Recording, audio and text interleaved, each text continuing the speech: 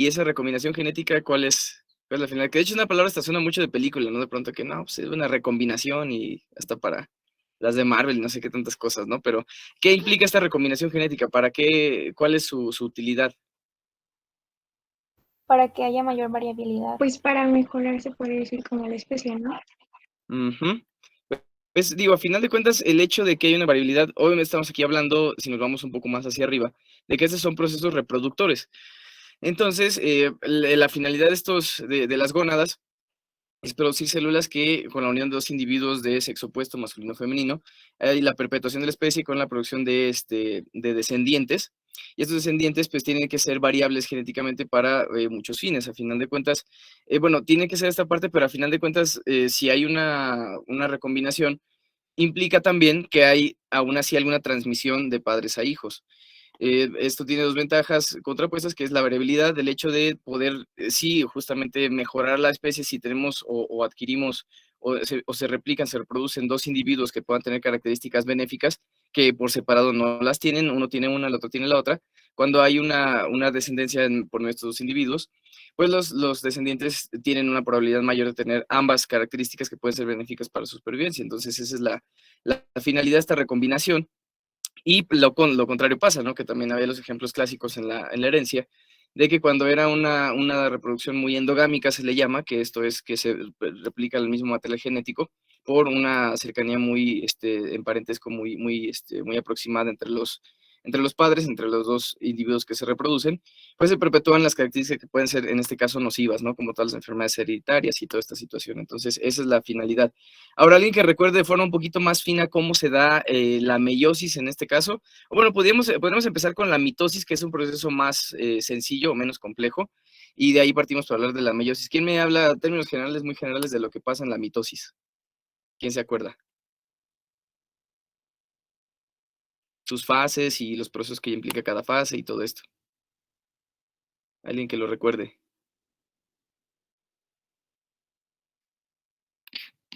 ¿No? ¿Nadie?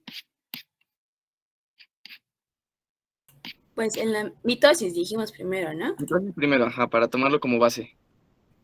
Pues empezamos con que son 4 fases: profase, metafase, anafase y telofase.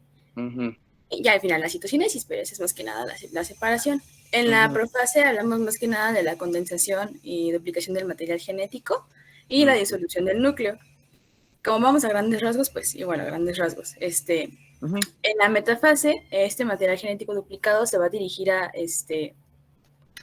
¿cómo se dice? Al centro, por decirlo de Ajá. alguna manera, de la Sí, célula. se le llama el polo, bueno, el plano ecuatorial de la célula, ¿no? Que es Es el un plano circulito ecuatorial. y, Ay, años que no escucho esa palabra.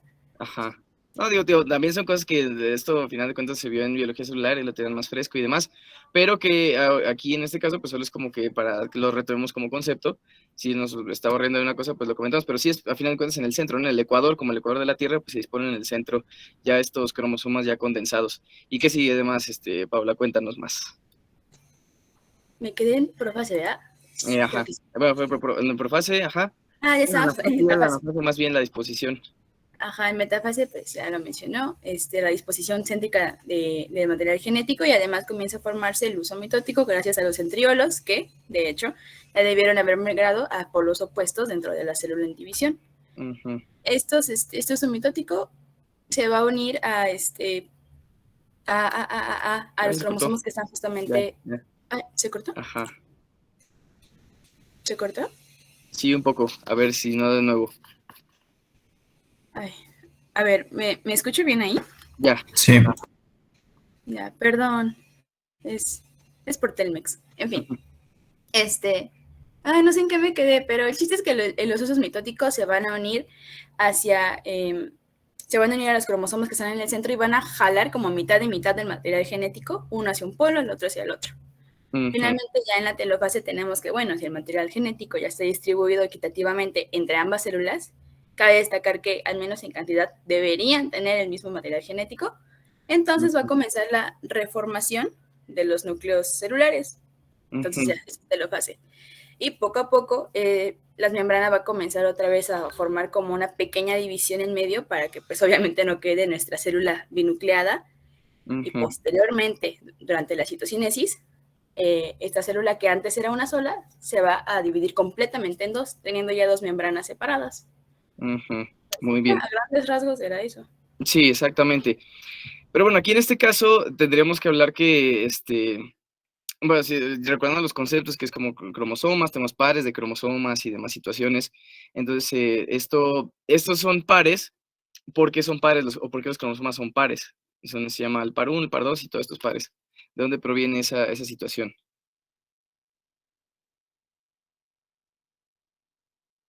Relacionando lo que platicábamos de los descendientes y los antecesores y demás.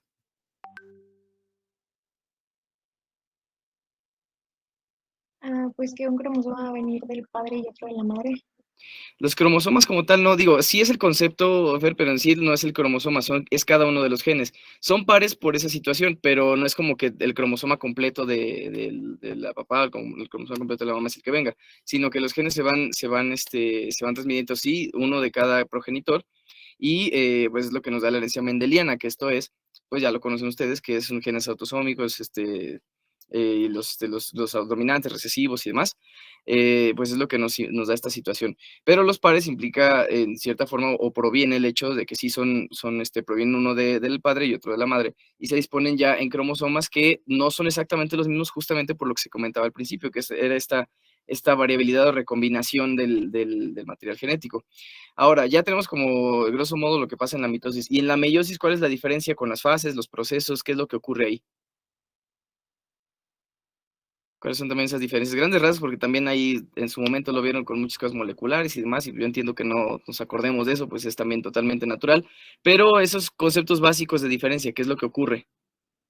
Yo lo que recuerdo de la meiosis era que, por ejemplo, en la mitosis había una duplicación del material genético antes de la metafase, es decir, se había condensado el material, era un cromosoma, se duplicaba, ahora son dos cromosomas que pertenecen a, no sé, a un único par, por así decirlo. Pero en la meiosis no había duplicación del material genético, se mantenía tal cual, entonces en lugar de que un cromosoma se fuera al polo 1 y el otro cromosoma se vaya al polo 2, ahora en lugar de que sean cromosomas completos, son cromátidas.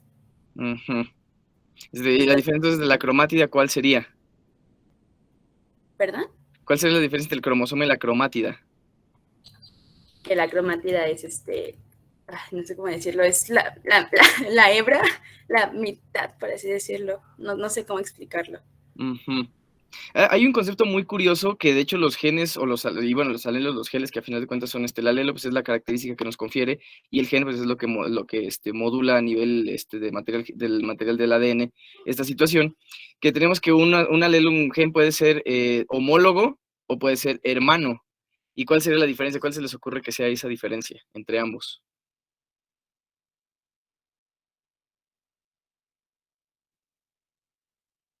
Recordando nuevamente esto de que no hay una replicación en material genético y demás. Que de hecho, podríamos hablar que sí, o sea, es una diferencia importante de la meiosis, que se vuelve más cromática que el cromosoma. Sí hay una cierta replicación en material genético porque aquí vamos a recordar que sí, la meiosis tiene esta diferencia de que, el proceso que se le da al material genético, pero también ustedes recuerdan, tenemos ahí dos subprocesos, si lo podemos llamar así, que son el 1 y el 2. ¿Y cuál sería la diferencia entre ellos? Por ejemplo, las fases se llaman igual entonces en la mitosis que en la meiosis, estas que ya nos comentaba Paula, que es la profase, anafase, metafase, telofase, todo eso es lo mismo. No, es meiosis 1 y meiosis 2. Meiosis 1 y meiosis 2. Exacto, es que es lo que ya comentaba. Entonces aquí las fases, ¿cómo se llamarían en cada una? Que se acuerden ustedes. Se llaman profase 2, metafase 2, anafase 2 y telofase 2. O sea, entonces tenemos que son la 1 y la 2, de eso mismo, ¿no? Profase 1, profase 2, metafase 1, metafase 2. ¿Y cuál sería la diferencia entre ambos procesos que son 1 y 2? ¿No sería que, como por ejemplo, en la meiosis 1, lo que es la profase 1, que me parece que es el proceso más largo, porque también tienes otras, ¿cómo se llaman? Otro proceso, se diría. Recuerdo que era lo del leptoteno y todo eso, de cigoteno. Ajá. A ver, Aquí. igual si te acuerdas más o menos cómo van, estaría perfecto. Jimena, ahí para que nos lo digas completo. Ajá, exactamente. El heptoteno, ¿no? Es como que empezamos. ¿Cómo van el orden o cómo? Ajá, el orden y qué pasa en general en estas fases. Que estas fases son de la profase, ¿no? Nos comentabas que es el proceso más Sí, complejo. en Y el que tiene profase. aplicación. Pues Ajá. recuerdo que, como por ejemplo, que primero el leptoteno, Ujú, aquí era donde los cromosomas se condensan y se vuelven más visibles. También ujú, tenemos lo del cigoteno, que es donde los cromosomas homólogos se podría decir que se aparean. ujú. Después tenemos lo del paquiteno. Perdón, pero en ese punto que has visto entre cromosomas homólogos y cromosomas hermanos, ¿no? Ajá, entonces aquí tenemos los homólogos, que son los que son pares, los que están pareados, que provienen ahí, como nos comentaba Fer Armas, no directamente de padre y madre, pero que son esos dos alelos que tenemos, herencia uno del padre y otro de la madre. Ok, perfecto. Entonces queda ahí, está esa parte, se aparean, y luego qué pasa en las siguientes subfases de la profase 1. Jimé, cuéntanos más. Creo que era lo del paquiteno, seguía. Ujú, Que aquí era como donde se produce lo que es la recombinación genética ujú, entre los cromosomas homólogos. ujú, Bueno, es que hablo en términos generales, no sé pues si quieres hacerlo, porque no me acuerdo muy bien. ujú. Seguimos también con lo Sí, que sí, es claro. el diploteno. Ujú. Aquí, En ese diploteno, ¿qué pasa? me parece que los cromosomas homólogos que ya se han intercambiado, pues en la formación genética se separan. Ok. Entonces, los cromosomas ya se han separado y ya quedan recombinados, por así decirlo, sería como esa primera profase, ¿no? Sí. Ese primer proceso de la profase. Luego en las demás, en las subsecuentes, anafase, comentamos que era 1 y 2, ¿no? Porque ese fue profase 1. Luego, sea la metafase 1, anafase 1, telofase 1. ¿Ahí qué pasa en esas?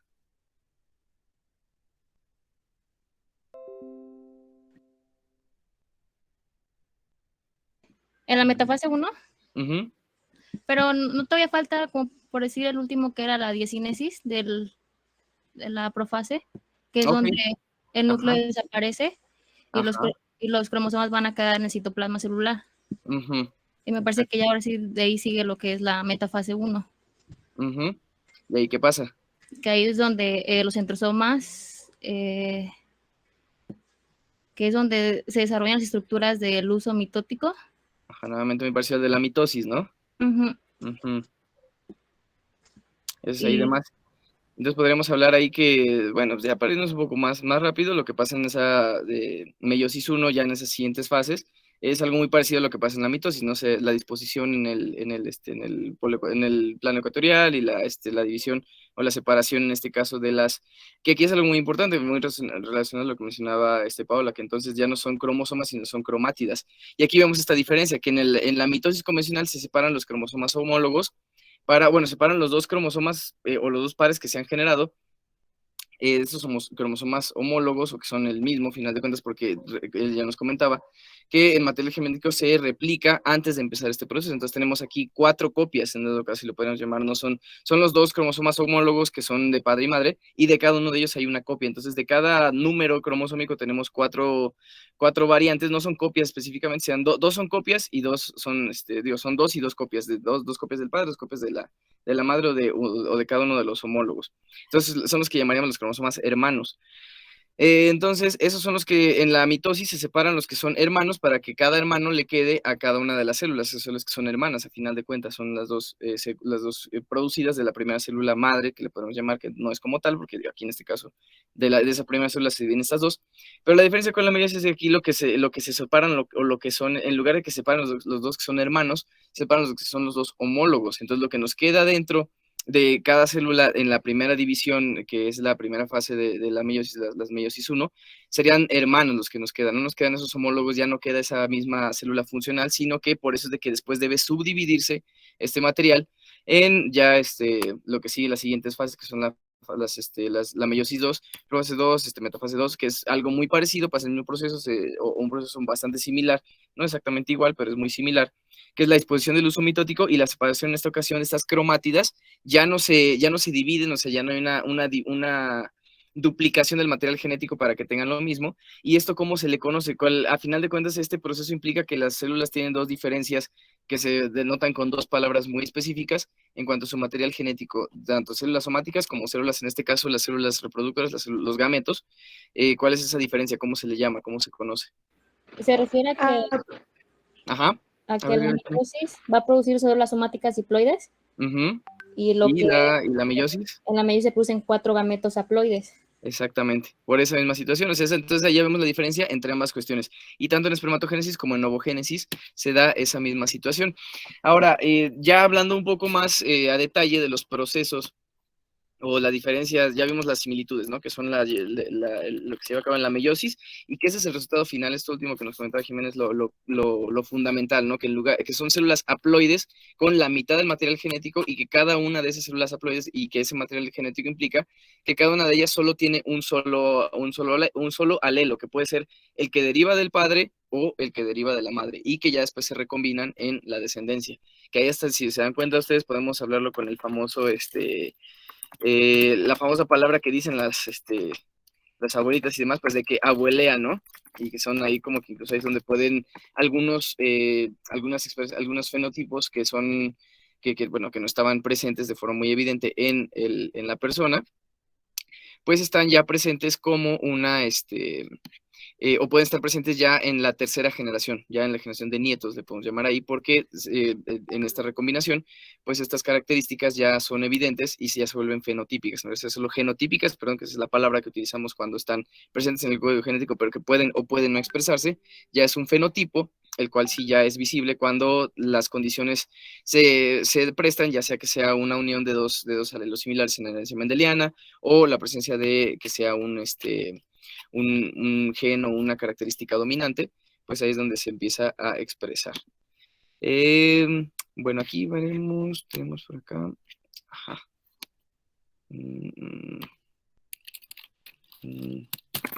¿Qué otra diferencia tenemos en cuanto, bueno, ya subimos lo común, pero la diferencia, ¿cuál es la diferencia en sí entre la espermatogénesis y la ovogénesis? Lo evidente, obviamente, una produce óvulos y otros espermatozoides, pero ¿qué otras diferencias puntuales podemos encontrar? Porque ya vemos que el proceso es similar porque ambas células eh, son haploides y su finalidad es conjugarse, unirse en la fecundación para producir a un organismo o una primera célula diploide totipotencial que es el cigoto, y que después genera a un organismo, un ser vivo, con el material genético completo.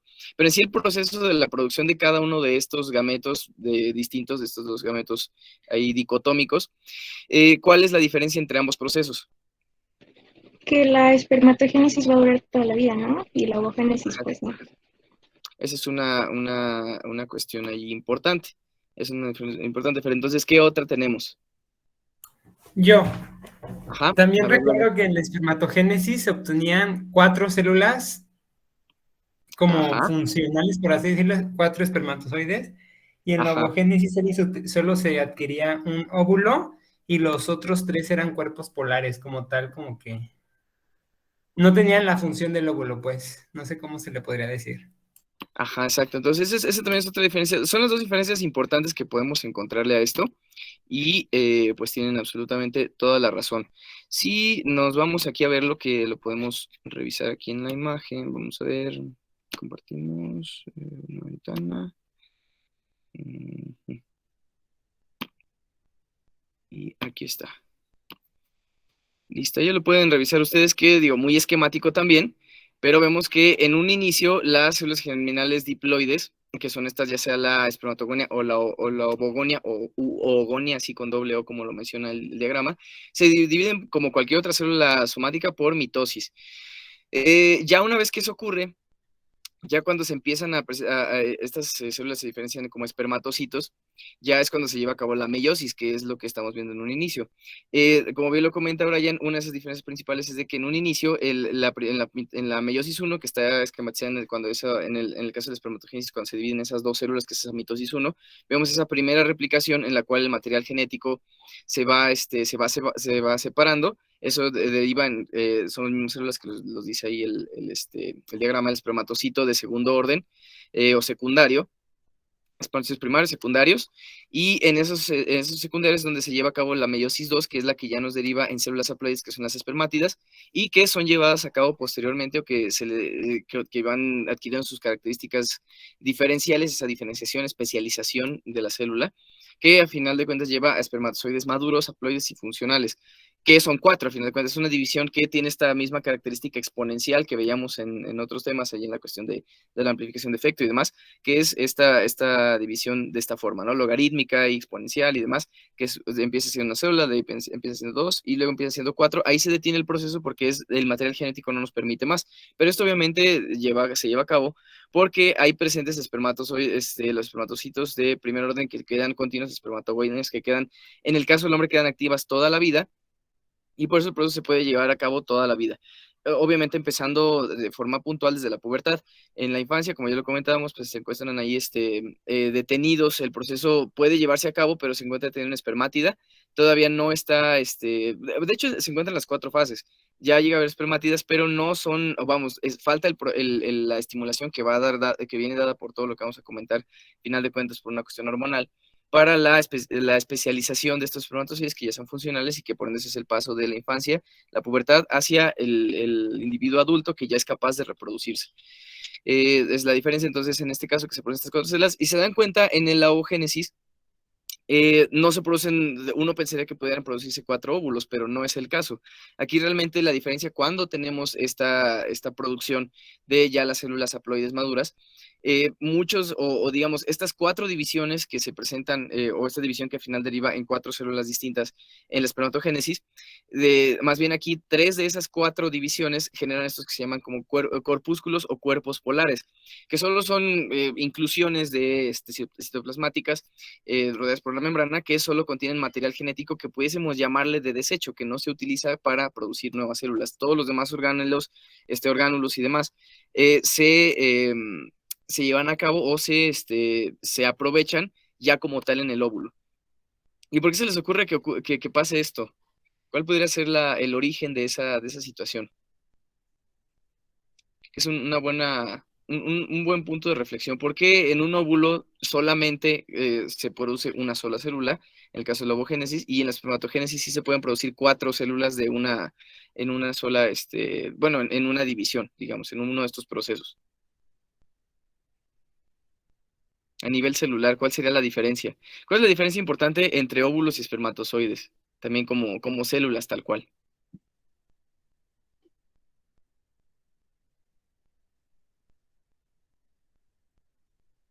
Y bueno, es que son muy evidentes, ¿no? La forma, el óvulo tiene una forma convencional esférica o ovoide de célula, y los espermatozoides pues tienen esta forma ahí muy curiosa con su flagelo, que genera ahí movimientos rotatorios, natatorios y que les permite desplazarse a grandes distancias y demás. Pero, ¿qué otras diferencias tenemos a nivel celular? A nivel interno, si pudiéramos llamar.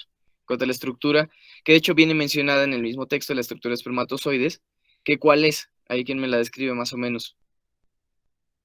Ya si viene en el tema, digo, eso no es algo que estemos retomando de atrás, sino que ahí venía en el mismo capítulo. ¿Cuáles son esas características celulares ya del espermatozoide especializado, diferenciado? Pues va a estar conformado de un cuerpo y... bueno, participo yo. Sí. Perdón. Quien guste. El cuerpo y cola, perdón, cabeza y cola. La cabeza va a tener como un casquito, se va a denominar acrosoma, va a ser rígido y va a ser conformado por el aparato de Golgi. Ahí mismo en la cabeza y rodeado por una delgada capa de citoplasma y membrana va a estar el núcleo. El núcleo va a abarcar de hecho la mayor porción de la cabeza. Después de la cabeza vamos a encontrar la cola. Bueno, de hecho, hay algo a lo que llaman cuello y cuerpo del espermatozoide. Creo que esa parte también es importante porque hay mitocondrias que justamente van a permitir la motilidad de la cola. No sé si... que lo que está compuesto de microtúbulos contráctiles, pues se pueda llevar a cabo este movimiento rotatorio. ¿Algo más, Paula? Se me cortó tantito lo que dijo. Ok. No, digo, esa cuestión, digo, solo es completarlo, ¿no? Que esta Ah, situación ahí de la cola y que son ahí proteínas contráctiles y todo esto y que al final de cuentas requieren mitocondrias para llevarse a cabo este movimiento, como cualquier otra estación cinética, en este caso movimiento o algún otro proceso que requiera energía, pues obviamente las mitocondrias van a estar estrechamente involucradas. Y pues, ¿qué les llama la atención en cuanto a la composición de una célula convencional? Digo, aquí tenemos, ya nos comentaba ahorita Paula, que bueno, la acrosoma deriva del aparato de Golgi, tenemos que las mitocondrias se disponen en el cuerpo, tenemos el núcleo, que evidentemente pues aquí es como el protagonista, el principal en el espermatozoide, pero ¿qué más? ¿Qué cosas tiene una célula que no tenga un espermatozoide, por ejemplo? Que se nos pierde aquí en esta diferenciación.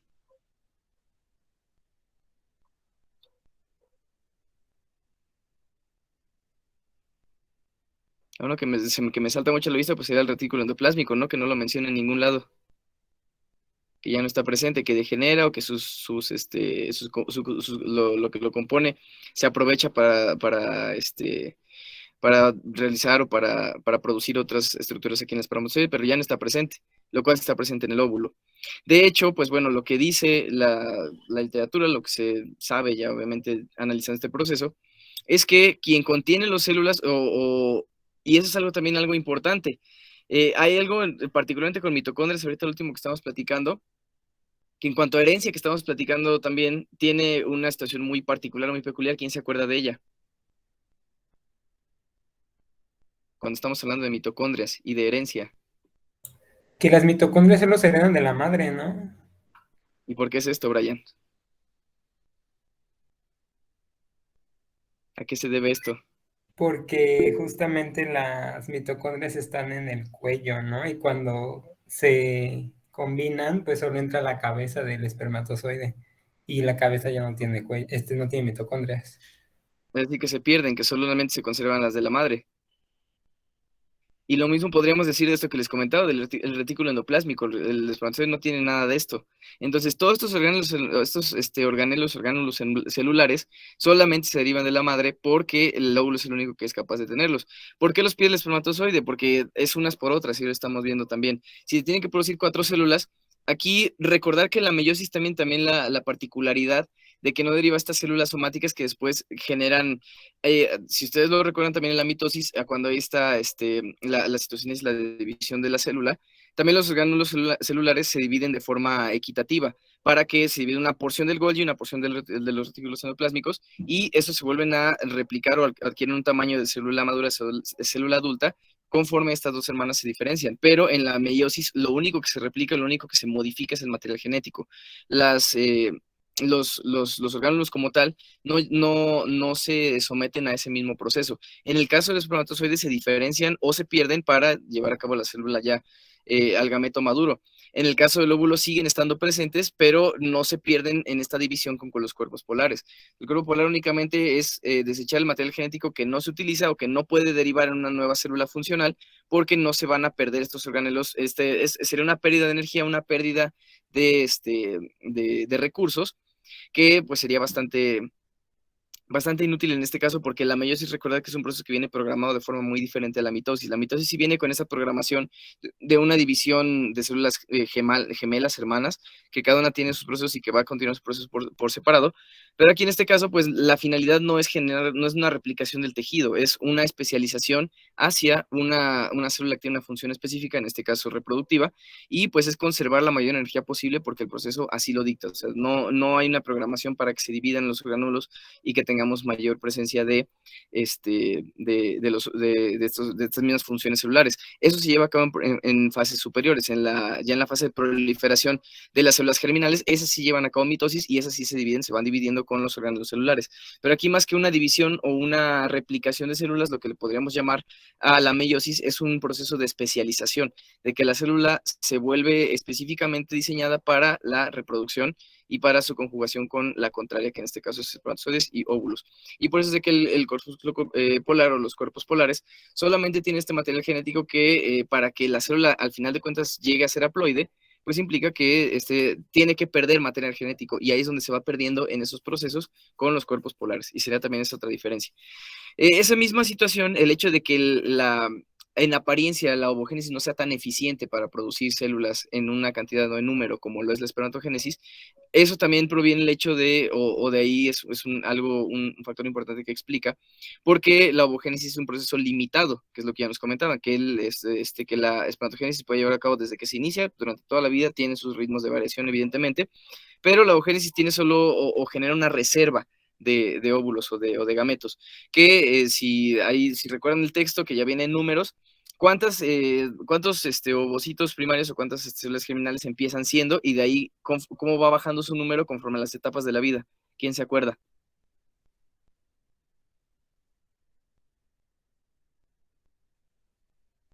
En lo que dice el libro. Sí, ahí el primer número, obviamente que es el más alto, pues empieza ahí me comentaba que era de 1 a 2 millones, ¿no? Que eso era en la reproducción, en la fase o en el desarrollo intrauterino. Y al nacimiento, alguien que se acuerde, 300,000. 300,000 óvulos que pueden estar ahí funcionantes. Y de esos, ¿cuántos llegan realmente a la pubertad, o cuántos se desarrollan durante la pubertad? Y de esos, realmente, ¿cuántos son realistas o realmente pueden llevarse a cabo una reproducción? Pues menciona que entre los 13 y 46 años solamente de 400 a 500 se van a desarrollar. Exactamente. ¿Qué le pasa a los demás? A esos 300,000. No maduran. No maduran, o exactamente, bueno, es lo que empieza a ocurrir. Que eso también lo vamos a ver ya en la fase de, ya hablando de el proceso o los procesos femeninos. Pero bueno, aquí estamos en lo de masculino, bueno, ya vimos que es la ovogénesis, la espermatogénesis. Y bueno, ahí nos falta un poquito lo de la semblanza de del aparato reproductor masculino. Ya lo comentábamos a nivel anatómico, histológico y demás. ¿Quién me puede hablar de eso? Porque estamos hablando, digo, ya lo mencionaron, ¿no? Que testículos y que los túbulos y demás, pero ¿cómo están? ¿Cómo se disponen? ¿Qué menciona ahí la literatura?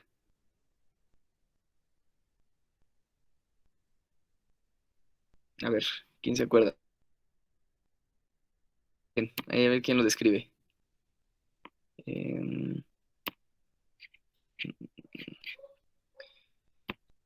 A ver, Oscar, para ver, si quieres, bueno, vaya a compartir esto, ya termino de compartir, pues vemos nuevamente lo del apunte, a ver cómo va.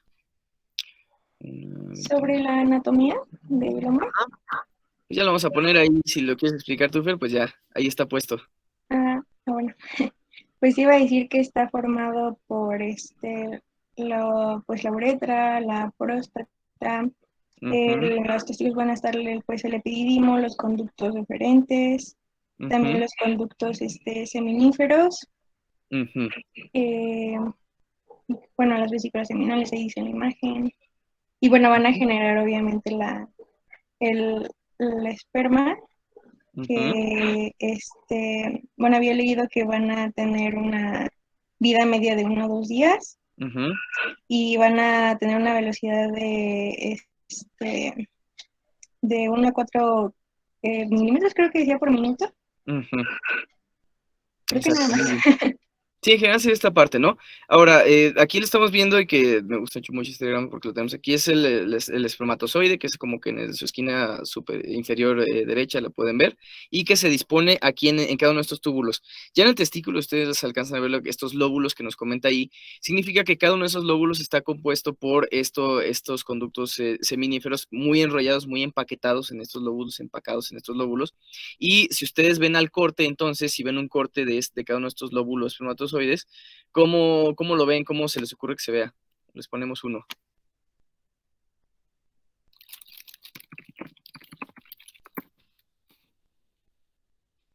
A ver, ¿cómo se ve? ¿Cómo se ve?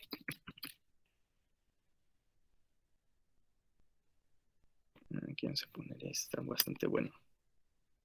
¿Quién lo vio? ¿Quién se acuerda? Porque digo, hasta hay diagramas y todo esto. ¿Cómo se ve? Si me lo escriben así, incluso hasta con palabras muy, muy, muy someras, si me lo gustan llamar así, algo muy coloquial, vamos a llamarle.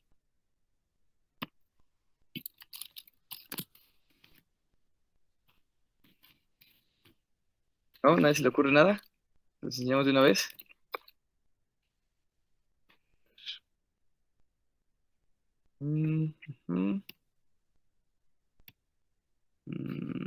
¿Qué preguntó, Doc? Que cómo se ve un testículo al corte histológico.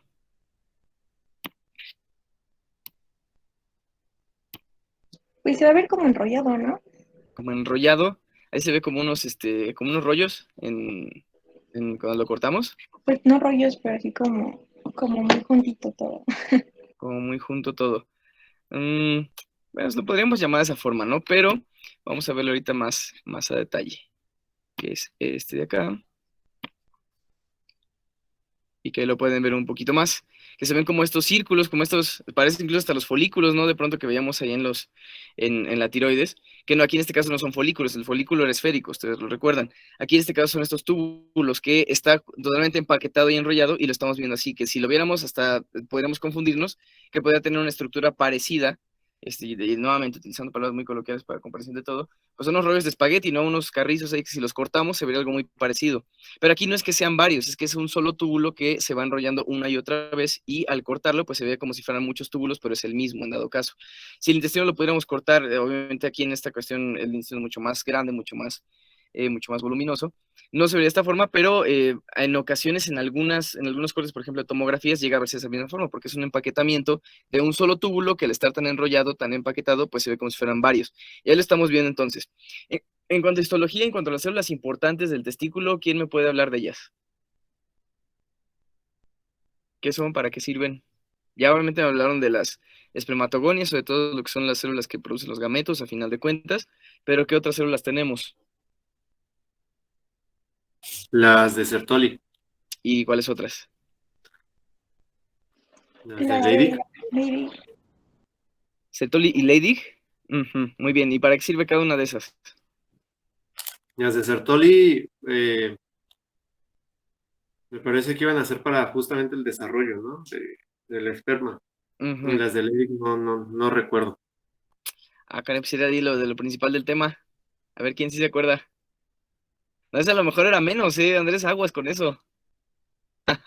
Las células de Leydig se encargan de la secreción de testosterona. O sea, como esa es la diferencia, ¿no? Lo que en este caso, las de Leydig, pues de hecho son lo importante aquí, incluso en endocrino, que es lo que vemos nosotros, porque tienen la producción hormonal, que es la producción de testosterona, que es la hormona, la testosterona es una subclase de hormona, ¿cómo se llamaría ese tipo de hormona que es la testosterona? ¿Andrógeno? Los andrógenos, exactamente. Muy bien, Pamela. Entonces, son los andrógenos. ¿Cuál otro hay? ¿Cuál otro mencionaba el texto que existe?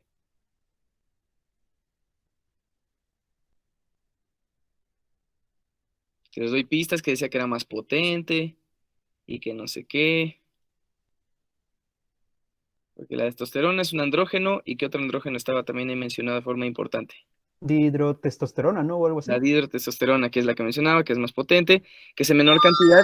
¿Y qué otra cosa tiene de importancia esa dihidroandosterona? Perdón, dihidrotestosterona. Giovanni, si igual si gustas tú mismo.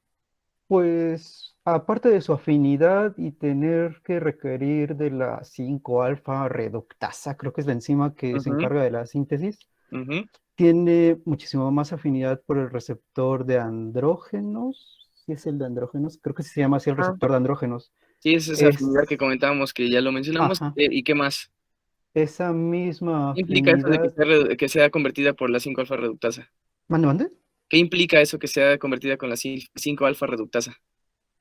Pues si estamos reduciendo, estamos agregando hidrógenos. Entonces, esta reductasa lo que hace es justamente eso, agregar hidrógenos a la estructura de la testosterona. A final de cuentas, por eso se llama dihidro. Cada que a una molécula le agregamos hidrógenos o le quitamos carbonos, la descarboxilamos, la estamos reduciendo. Entonces le está agregando hidrógenos, pero no recuerdo en qué carbonos le está agregando los hidrógenos o a qué parte del grupo funcional de la testosterona como tal le Sí, está no, ya generando con esas esa... cosas, pues es lo que veíamos que ahí, de hecho sí hasta lo podríamos ver porque cada átomo tiene su, bueno, si es la 5-alfa, pues es en el carbono 5, de hecho por eso se llama 5 también, pero bueno, esos ya a finales ya cosas muy, muy químicas que ya se nos excede un poco de lo que queríamos ver, pero lo que nos mencionaba ahí también que esto implica que la testosterona es convertida en muchos tejidos efectores a dihidrotestosterona para ya tener un efecto final. Entonces, por eso la 5-alfa reductasa, que de hecho de forma muy importante está en la próstata, por ejemplo, y que hasta puede ser problemática, y que la utilizamos como un objetivo terapéutico en la hiperplasia prostática. Pero bueno, el punto es de que esa enzima, a final de cuentas, hace la conversión de testosterona a dihidrotestosterona para que el efecto sea más potente y más evidente, ¿no? Entonces también esa es la diferencia entre una y la otra, que lo podemos ver por ahí. Pero bueno, tenemos estos andrógenos que son producidos, ya lo comentamos, por células de Leydig. Las células de Sertoli, a su vez, pues son las encargadas de la maduración. Y si ustedes recuerdan o se dan cuenta cómo es que se llevaba a cabo cómo se ve a nivel del corte. En este mismo corte, a ver si alguien me lo puede ahí medio ejemplificar o señalar. Yo aquí no tenemos como forma de señalarlo demasiado, pero ¿quién lo puede más o menos ver? O que me diga, no, pues la de Sertoli está ahí y la de Leydig está ahí. Las de Leydig me parece que son las que están como en la periferia. ¿En la periferia de dónde? Como tipo triángulo. Sí, son como triángulos, ¿no? Es como triángulos, este es como tres puntitos que tenemos por acá, ¿no? Sí. Ajá. Exactamente, esos vendrían siendo. Y pues ya en el centro es el túbulo seminífero. ¿Y la de Sertoli entonces dónde está? La de Leydig está aquí en el triángulo. Sería como en la periferia justamente del túbulo. En la periferia, o sea, como aquí en este bordecito. En cada uno de los bordes de estos circulitos. ¿Sí o no? Digo, no como tal en la periferia, de hecho más bien, si ustedes recuerdan, porque esto también es algo de histología, esta célula está como embebiendo todo, está como rodeando, su citoplasma está ocupando todo el espacio que está entre cada una de las espermatogonias o de los espermatocitos, que ya están en diferentes fases de diferenciación, pero que tiene esta célula, esta forma igual, el espermatocito o espermatogonia tiene la forma poliédrica clásica de la célula. Eso implica que entre cada una de ellas, así como pasa entre los conductos, entre los túbulos, hay espacios, que esos espacios son ocupados por el citoplasma de la célula de Sertoli, es englobada por cada una de ellas y entre cada una de las células de Sertoli hay uniones estrechas, que eso implica, si ustedes se dan cuenta, que cada una de las espermatogonias espermatocitos están totalmente aisladas, están totalmente rodeadas y cubiertas y protegidas por las células de Sertoli. ¿Qué implicación o qué importancia reviste esta situación y cómo se le llama a esta estructuración que está en esa parte del túbulo, del tejido, del testículo? ¿Quién recuerda? ¿Cómo se llama y por qué es muy importante? ¿Cuál es su importancia? Es como una barrera, sería una permeabilidad selectiva. ¿Qué se llama cómo? La barrera hematotesticular. Exactamente. Y que esa tiene la importancia de que, para mí, si quieres tú misma, para que te valga por más. ¿Por qué es importante esa barrera hematotesticular? Pues es lo que va a hacer, es que va a dar una permeabilidad selectiva, o sea que no va a permitir el paso de sustancias del intersticio hacia el interior del túbulo. Y eso también es importante, ¿por qué? Porque esto creo que es importante que sea muy selectiva el paso de estas sustancias.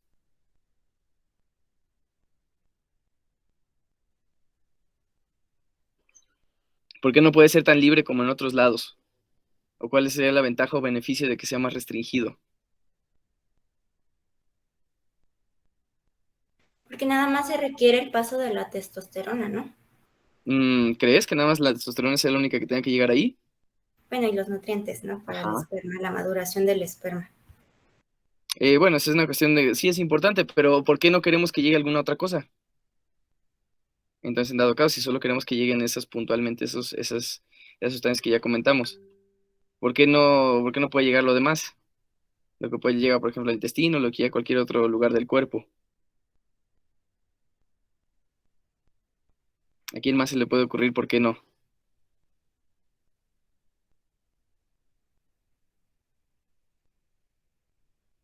Pues no será porque esto reviste mucha importancia y que cualquier sustancia, específicamente las que son modificadoras de ADN, tipo cancerígenas, tipo las que pueden llegar a generar algunas modificaciones epigenéticas, nos pueden modificar de forma importante ese material genético que es muy importante en estos gametos, porque si no puede darnos mutaciones y eso a su vez puede derivarnos en problemas genéticos o congénitos de la descendencia.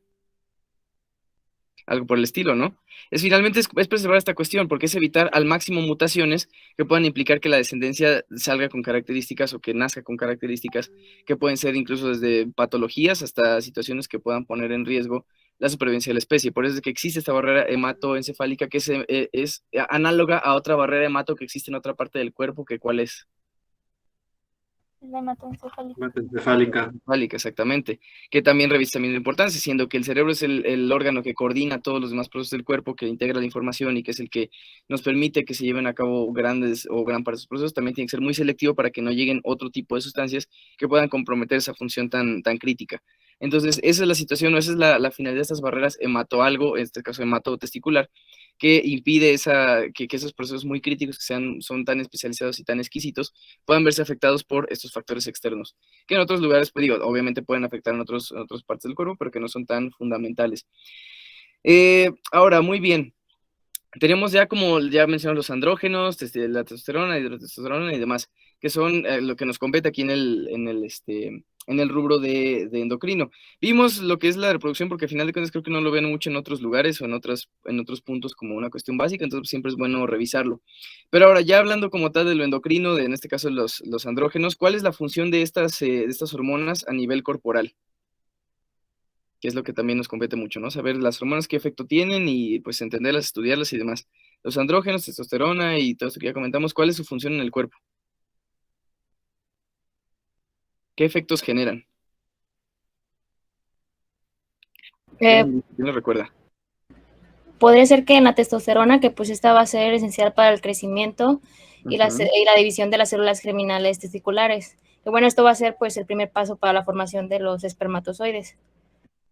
Ajá, exactamente, que esa es vamos, entonces tiene esta función reproductiva, ¿no? Que son la formación de espermatozoides, estimulan esta formación, como ya lo comentábamos, estimulan células de Sertoli para que lleven a cabo la diferenciación de los espermatozoides ya para que sean espermatozoides maduros, funcionales. ¿Qué más? ¿Qué otros efectos? ¿Solo tiene efectos a nivel sexual o qué otros efectos tiene la testosterona? Y algo también importante revisar qué efectos tiene a través del tiempo, a través del desarrollo de cada individuo, de cada individuo masculino, que son en donde reviste mucha importancia. Pues en la calvicie masculina, ¿no? ¿Lo de cuál? En la calvicie masculina, por poner un ejemplo sobre el tiempo, ¿no? Ya que pues esta regula el crecimiento justamente del vello, bueno, del cabello, del pelo, en lo que es la cabeza.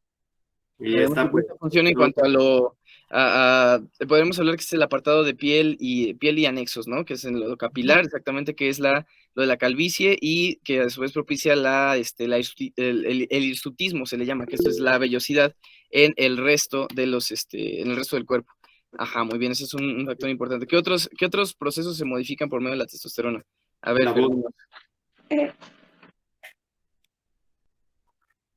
ajá. Ah, de acuerdo. La voz, por ejemplo. Que había levantado la mano, pero... perdón. Ahorita, después de Andrés. Vale. Sí, dale.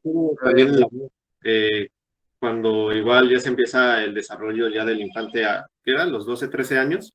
Ajá. Igual testosterona tiene un efecto sobre la voz, ya que esta va a hacer que se desarrolle y llegue a ser incluso hasta más gruesa, ¿no?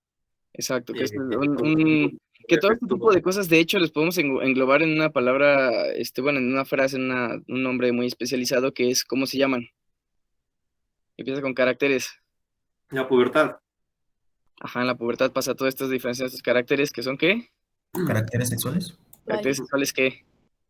Masculinos. Secundarios. Masculinos secundarios, exacto, porque se dirían secundarios porque se presentan en una etapa posterior a la vida después del nacimiento. Masculinos, pues evidentemente porque denotan este sexo, y pues son los caracteres sexuales los que diferencian justamente al sexo, ¿no? Entonces sí tenemos todo esto, lo que es el cambio de la voz, las alteraciones en el vello. En la piel, ¿qué otra alteración mencionaba el texto que nos podían generar los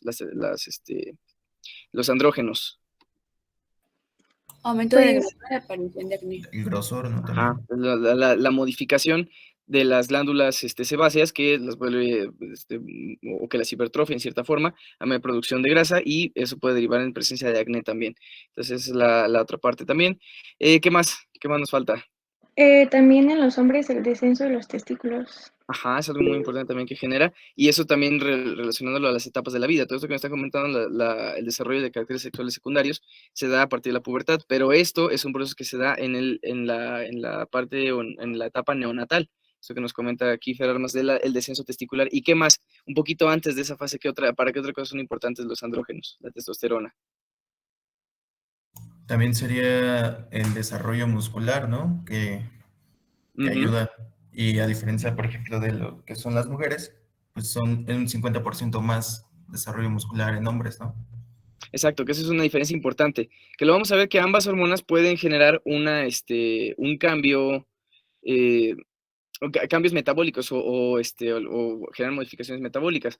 Pero en el caso de la testosterona es más evidente, en este caso, la formación de músculos o el anabolismo de proteínas en la formación muscular y, por contraparte, en otro proceso metabólico importante a nivel de lípidos, ¿qué es lo que generan? ¿Qué leyeron al respecto? Pues se van a acumular más la grasa en las mujeres, ¿no? Por ejemplo. Entonces, una diferencia que en mujeres generan un mayor cúmulo de grasa en ciertas zonas, que lo vamos a ver también ya tocando ese tema, y en el hombre lo que generan es una mayor utilización de grasa como energía, es decir, por eso es de que hay esta diferencia a nivel de composición de grasa corporal o de la composición corporal. Siempre las mujeres, aunque hagan bastante ejercicio, aunque se mantengan mucho en forma, siempre van a tener, en general, con un hombre que haga una actividad física de forma más o menos proporcional, que va a tener un contenido graso, la mujer siempre mayor al hombre por esa misma situación, por esos depósitos de grasa y esas alteraciones metabólicas que se generan. Esto a nivel somático también. Hay otra cuestión, otro proceso muy importante en lo hemático que generan la testosterona y que también es una diferencia importante que podemos medir entre hombres y mujeres, ya en situaciones no sexuales. ¿Cuál otra es? ¿Se acuerdan? La producción de ¿El número eritrocitos. de eritrocitos? Ajá, exactamente, lo de eritrocitos también está ahí presente, que esto es que la testosterona induce la formación de eritrocitos y por eso también es de que el hombre tiene más contenido tanto de hemoglobina como del número de eritrocitos y hematocrito y todas bueno, en general, bueno, también lo que son los otros parámetros en cuanto a globulares, lo que es el volumen globular medio y todo esto, es también modificado y tiende a ser mayor en el hombre que en la mujer por ese mismo efecto hormonal que tiene la testosterona sobre la producción de eritrocitos. Entonces, también tenemos ese otro efecto. ¿Qué otro efecto nos falta? ¿Algún otro que nos esté haciendo falta del efecto de la testosterona a nivel corporal? En el hueso. Hace que En el hueso, ajá. hace que la pelvis tenga una forma de embudo. Ajá, eso es en cuanto a la forma pélvica y en cuanto a los huesos en general. Dan un aumento en el espesor y en el depósito de grandes cantidades de sales minerales de calcio. Exacto, entonces aquí en este caso eso es evidente, tanto por la actividad física en teoría mayor que realiza un hombre, que lo capacita o que evolutivamente se fue desarrollando de esta forma, que el hombre si salía, obviamente yéndonos a estas cuestiones medias prehistóricas incluso, ¿no? Que es que el hombre al salir a cazar, tener una actividad más física, se beneficiaba de un aparato óseo más fuerte, que tenía mayor mineralización y demás cuestiones, que lo cual confiere un factor protector en un inicio contra lo que hemos visto o lo que vimos en paratiroides, ¿no? La cuestión de la resorción ósea, lo que implica también la osteoporosis, el pobre depósito de minerales.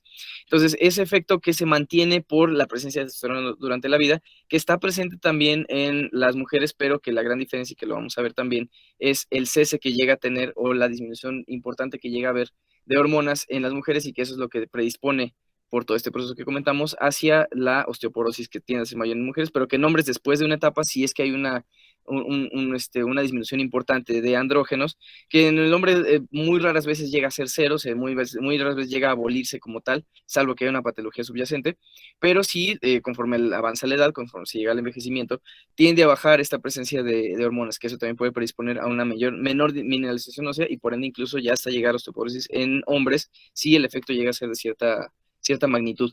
¿Algo más que comentar de hormonas masculinas? Durante el desarrollo fetal, Exacto. Me está faltando, a ver, cuéntanos, Pame, ¿qué hay ahí? Bueno, es que primeramente la testosterona es secretada por las crestas genitales y pues más tarde va a ser por los testículos fetales. Ya con esta pues se va a dar el desarrollo de las características corporales. ¿Que cuáles son? Y que hay unos factores ahí importantes de los que hay que hablar involucrados al respecto. Que eso se vio en embrio también. Que es la diferencia entre en qué punto, y se acaba en la semana, pues está muy bien a qué semana se empieza a dar este proceso, pero la diferenciación sexual que aquí sería primaria, porque es donde, por eso nosotros cuando se hace ultrasonido a cierta etapa, vemos ya podemos decidir el sexo del producto, ¿no? Cuál si va a ser masculino o femenino, por esta situación. ¿Qué factores están involucrados en eso, Pame? Si te acuerdas tú o si no, ¿quién se acuerde? Que también lo menciona el texto. este desarrollo fetal en el cual son importantes, es importante la testosterona.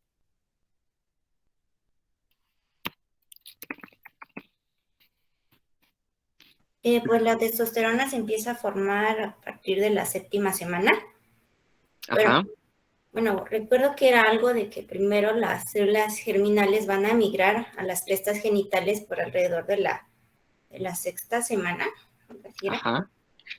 Estas células germinales se originan del epiblasto. Estas van a emigrar por la línea primitiva y ya van a llegar a lo que es la cresta genital. Es lo que se mencionaba en cuanto al desarrollo, pero bueno, estoy hablando de las gónadas. Pero ya en testosterona, ¿cuál es la importancia que reviste esta situación?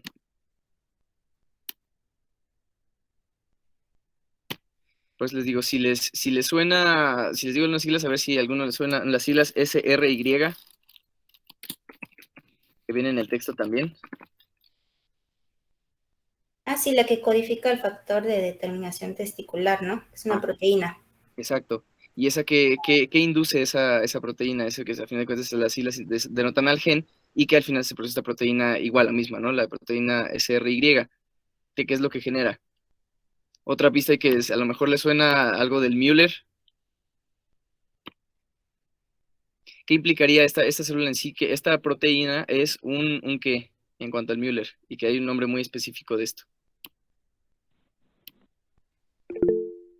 A ver. Está muy bien, a ver, cuéntanos por ahí. ¿Sería que la proteína SRY actúa como un segundo mensajero? Bueno, es que el texto menciona que activa una cascada de señalizaciones que va a provocar que se inicie la formación de los testículos.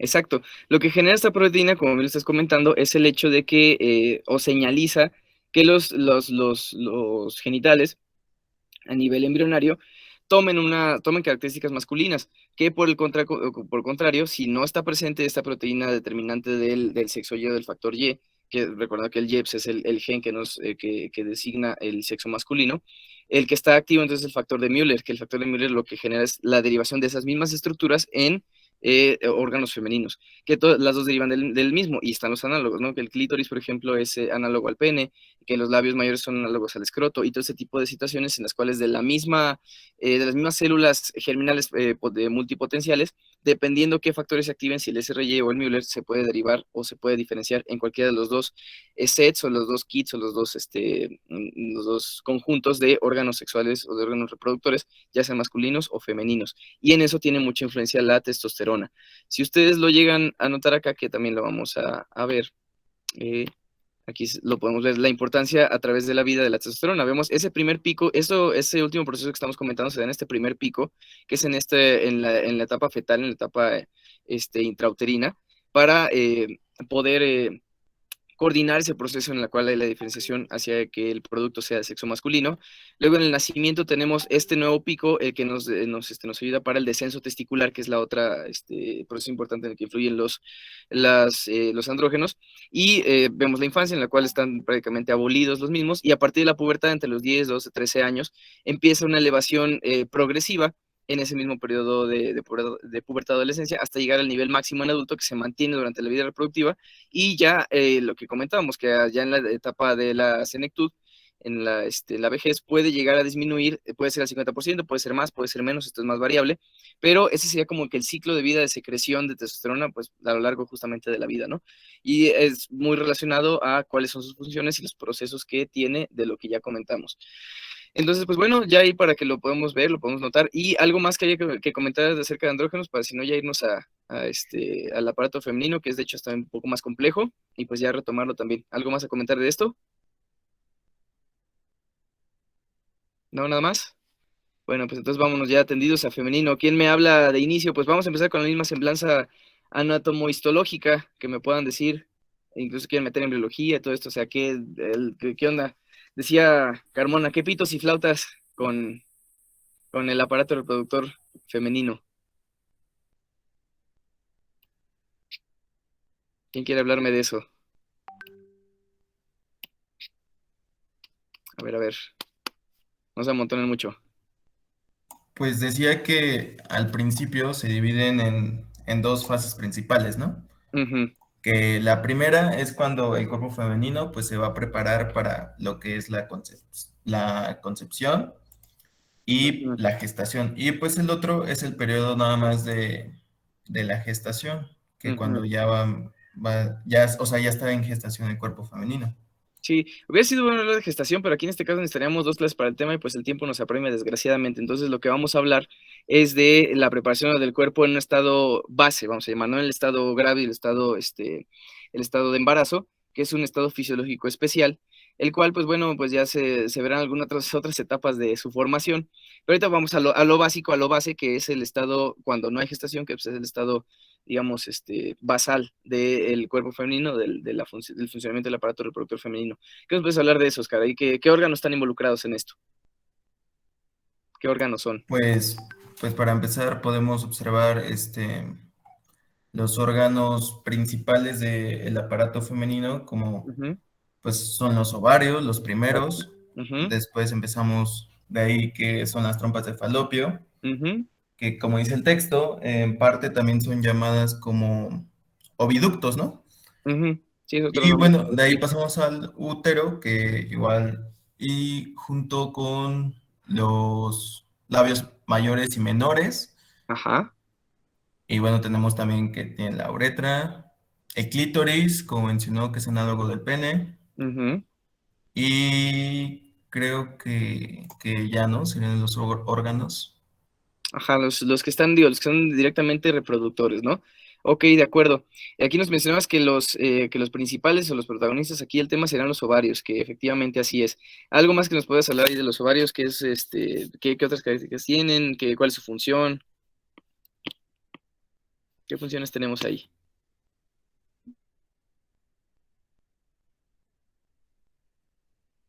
¿Alguien más? A ver, ¿quién gusta?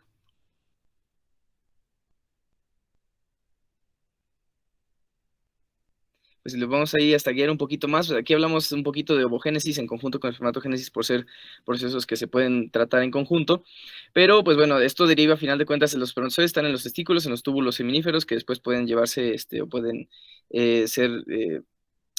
llevan a cabo su función en la eyaculación, que es el contenido de espermatozoides más todos los demás sustratos que llevan o que le emiten al producto final, que sería el semen, que eso se lo emiten los pasos subsecuentes. Que de hecho, si alguien los tiene por ahí, que venía en el texto, qué es lo que nos da cada uno, o de dónde proviene la composición final del semen, ¿quién me gusta hablar de esto? Que venía en el texto también. Antes de pasar, digo, ya que ahorita que estamos platicando un poco de eso. ¿Puede repetir la pregunta, por favor? ¿Cuáles son los pasos o cuáles son los factores involucrados en la composición final del semen? El semen ya eyaculado, que se lleva a cabo obviamente en este proceso de eyaculación.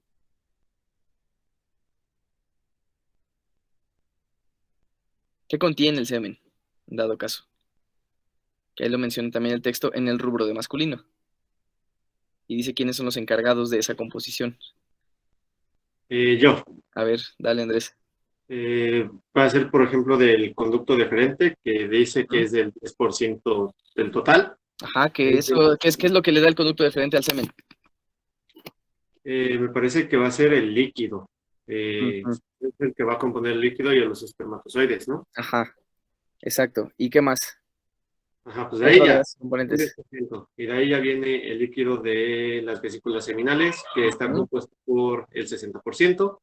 El líquido de la glándula prostática ya compone un 30%. Y ya al final son pequeñas cantidades de las glándulas mucosas, sobre todo de las vulvouretrales. Exacto. Y aquí mencionas dos pasos importantes, las vesículas seminales y la próstata. ¿Qué le confiere cada una de ellas al semen? ¿Perdón? ¿Qué le confiere cada una de esas dos partes que acabo de mencionar, las vesículas seminales y la próstata? ¿Qué le confieren al semen? ¿Qué características le dan? Así importantes, que lo menciona también ahí un poco. Pues me parece que la próstata va a ayudarla a secretar, bueno, le va a dar como un líquido, ¿no? Que va a ser, que es lechoso y que va a contener ciertos iones como citrato, calcio, fosfato. Ajá. Y me parece que es y hay una enzima que es coagulante y una profibrinolicina. Ajá. Es la que es una cuestión que es no solo la coagulación del semen, que cuando es recién eyaculado, pues tiene una consistencia coagulada y que esa consistencia se va perdiendo en el transcurso de que lo menciona el texto, pues, en unos cuantos minutos, para que se vuelva líquido y eso sea un medio mucho más fácil en el cual se puedan desplazar los espermatozoides, que es un proceso, es un mecanismo de protección justamente del semen dentro de la cavidad vaginal, que puede llegar a ser muy hostil o muy agresivo contra los espermatozoides, tanto por el ácido, y que eso también es algo importante, al ser la cavidad vaginal ácida, la próstata, todos estos iones que comentas, y también la fosfatasa alcalina prostática, ayuda para que el medio en el cual se mueven los espermatozoides sea alcalino, que es el medio óptimo en el cual funcionan. En el medio ácido se inhiben e incluso pueden llegar a morir, a ya no ser vitales en ese medio, entonces también es algo importante. Y las vesículas seminales, ¿qué es lo que nos dan? ¿Qué es lo que nos confieren? En esas mismas características.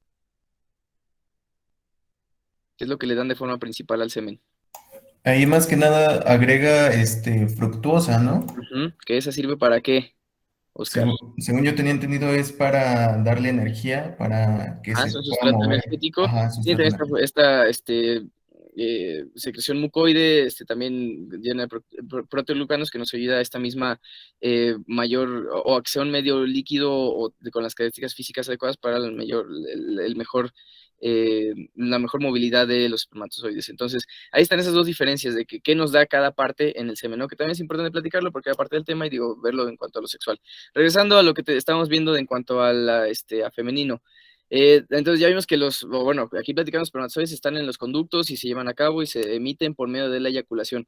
En el caso de los óvulos, ¿dónde están? ¿Dónde están los óvulos? En el aparato reproductor femenino.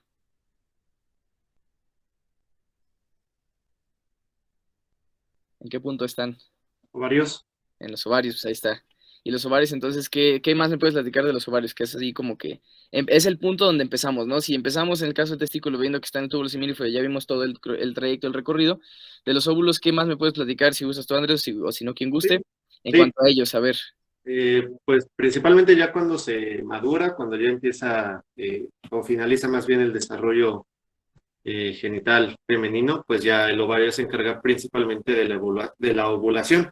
Aquí ya pues es cuando la mujer es apta justamente, ¿no?, para el embarazo.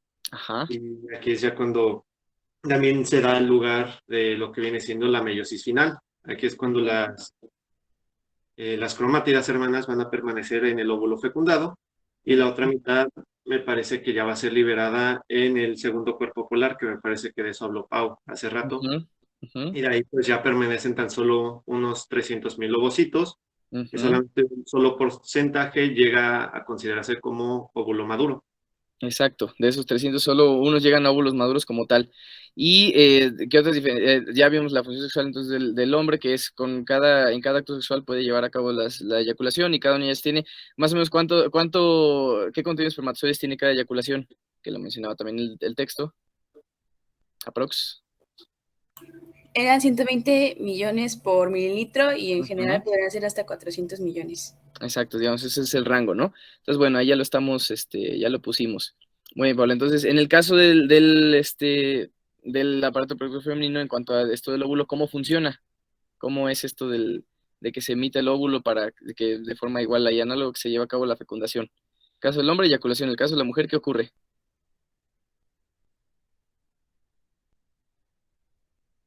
Hay que leer al respecto. Pues para ayudarles también un poquito, pues se basa en ciclos, ¿no? Él lo menciona el texto. Son estos ciclos. Y son varios. Y si estamos hablando aquí del ovario, ¿cuál es el ciclo en este caso? ¿Ciclo qué? Endometría. Ese es uno de los ciclos, que es importante. Pero ahorita empezamos a hablar con otro de los ciclos, que si lo tienes ahí tú también, Fer, ¿cuál es? ¿Es el ovárico? El ciclo ovárico. Muy bien, Frida. Si quieres, pero tú también vete tendida con el ciclo ovárico. ¿Qué implica el ciclo ovárico? ¿Con qué empieza? Ya nos mencionaba aquí Andrés que están estos óvulos, que solo unos cuantos llegan a perder el tercer cuerpo polar y ya ser óvulos maduros. Y luego, ¿qué les pasa? ¿Qué pasa en este ciclo ovárico con ese óvulo con el que empezamos y qué características tiene? Pues había leído que dura de 21 a 40 días. Todo el ciclo ovárico completo. Ajá. ¿Y cómo empieza? ¿Con qué empieza? Empezaría con el ciclo menstrual, que es, pues, empieza con el primer día. Okay. Y ya después, bueno, esto es antes de la siguiente menstruación, ¿no? Ajá, pero exacto. Estas se van a dividir en 3, que creo ya lo habían mencionado, que era fase folicular, ovárica y luteica. A ver, otra vez. Folicular, ¿qué más? Sí, estás bien, vas muy bien. Pero entonces, fase folicular, ¿y qué más? Ovulatoria, perdón. La ovulación, ajá, ¿y qué más? Luteínica, pues. Luteínica, lútea. Lútea es un poquito más correcto decirlo. ¿Y qué implica cada una de estas fases? Frida, a ver, más porque sería bueno. Que en la fase folicular, pues va a ser el principio del ciclo, y esta va a enviar ¿Con qué empezamos en esa fase folicular? Que empieza a producir una hormona folículo estimulante, que es la F. ¿Quién produce esa hormona folículo estimulante? Digo, si no eres tú, a ver quién más lo sabe. Ajá. ¿La adenohipófisis? La adenohipófisis, muy bien. La adenohipófisis es la que produce esta hormona folículo estimulante, que es la que nos puede ayudar para el inicio de este ciclo. ¿Qué pasa entonces? ¿Qué es lo que induce la folículo estimulante en esta fase folicular? ¿Qué induce esa hormona? En la fase folicular del ciclo ovárico. El crecimiento de, bueno, no sé si sea en esta parte ya, pero era el crecimiento de 6 a 12 folículos primarios. Muy bien. Folículos primarios se les conoce, se les llama. ¿Qué es el folículo primario? Wow. ¿Qué son estos folículos primarios? Que dice 6 a 12 folículos primarios, pero ¿qué son estas cosas? ¿Cómo están compuestas? Pues es que un folículo primario sería como un, va a sonar muy burdo, pero como folículo primordial, pero recubierto con más capas de granulosa. Y a su vez un folículo primordial es pues nada más que un óvulo rodeado de pues, células de granulosa. Ok, este folículo, pues ese ya ajá, exactamente, ese es el punto, de hecho es lo que estaba buscando este folículo primordial, que es este óvulo rodeado de células de la granulosa. ¿Qué son estas células de la granulosa? ¿Qué decía el texto que son las células de la granulosa?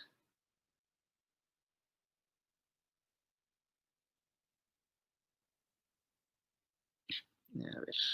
¿Son las que pertenecen a las células somáticas?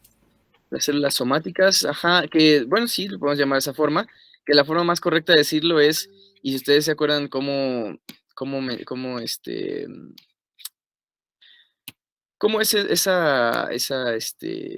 esas dos palabras en que en histología se utilizan mucho, que es el parénquima y el estroma, si ustedes se llegan a acordar. Esto de las células, la granulosa son células del estroma ovárico, que son células, al final de cuentas, derivadas del tejido conectivo, que son cuboides, que es una sola capa, y que así es con ese folículo primordial, es con lo que se inicia este ciclo ovárico. ¿Qué le pasa a ese folículo primordial? Y ya lo comentamos por la acción de la hormona folículo estimulante. ¿Qué le ocurre? ¿Qué cambios empiezan a pasar? ¿Quién me lo recita? Para que le valga y para que vaya subiendo el contador.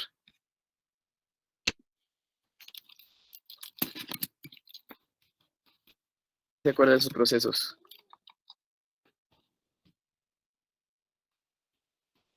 A ver.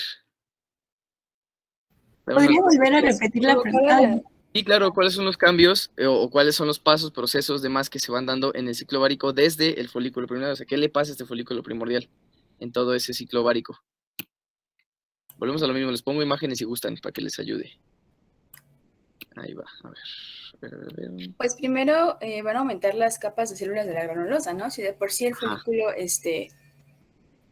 primario ya tenía más capas que el folículo primordial, pues ahora con la acción de la hormona folículo estimulante va a aumentar las capas de las células de granulosa, y además células fusiformes también se van a como adjuntar estas capas de recubrimiento del folículo. Y ahora ya a esta suma de células de la granulosa y células fusiformes, vamos a conocérselo, como teca. Ajá, como teca, exactamente. O sea, de esa primera capa de las células de la granulosa, que era solo una, que ya comentamos que era solo una capa cuboide, se va proliferando en capas, y esas capas se subdividen por sus características en estas dos que nos comentas aquí, Paola, que son.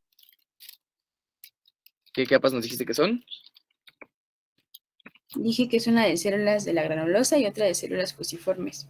Ajá. Y de esas células fusiformes, la capa en conjunto, la capa que produce se llama. Ya lo dijiste el último. La teca. Muy bien, entonces tenemos ese cambio en la teca.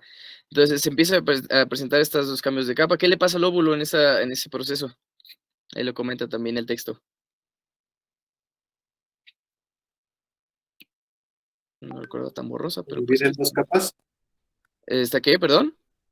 ¿Es ahí cuando se divide en dos capas? Bueno, ahí se divide en dos capas la cobertura, que es tanto de las germinales como las células de la teca, pero al óvulo en sí, ¿qué le pasa? Empieza a incrementar su tamaño. Incrementar su tamaño, su volumen, exactamente, que mencionaba cuántas veces. Menciona ahí. Entre unas 2 a 3 veces aumenta el diámetro, ¿no? Que empieza a crecer, y así tal cual como empieza a aumentar el número de capas de la granulosa que se va diferenciando, también el óvulo empieza a aumentar de tamaño. ¿Y qué más empieza a pasar? Ya después de que pasa esto de las capas y del óvulo. ¿Qué otro proceso empieza a ocurrir? Ahí está la imagen, ahí para que más o menos la agarren de acordeón. Estoy buscando otra menos borrosa. Pero pues ya que no se da una idea, porque si lo leyeron, pues ahí me lo pueden explicar. ¿Qué es lo que ocurre? Creo va a pasar a la fase del antro folicular, algo así. Fase antral, se le llama exactamente la subfase antral de la fase folicular. ¿Qué pasa en esta fase del antro? ¿Qué es esto del antro? ¿Se va a bailar el óvulo? ¿Qué pasa con él? ¿Echar un bacacho de a 2000 la botella? ¿O qué le pasa? En el antro. ¿O qué es esto del antro? Es la que va a estar formada por el acúmulo de fluidos rico en hormonas esteroideas o algo así. Ajá, exactamente. Entonces esa es la diferencia. Aquí ustedes lo pueden ver aquí en la imagen de los primeros, los que se ven en la esquina superior izquierda del ovario, que es lo que implica esta imagencilla que estamos viendo acá. Son los folículos, son los 6 a 12. A esos 6 a 12 les empieza a pasar este mismo evento de que empiezan a aumentar las capas de la granulosa y empieza a aumentar el volumen del óvulo, perdón. Y algunos empiezan a pasar también esta fase antral. ¿Qué implica esta fase antral? Que es ustedes van viendo aquí esta pequeña media luna que ya tiene esta quinta figura.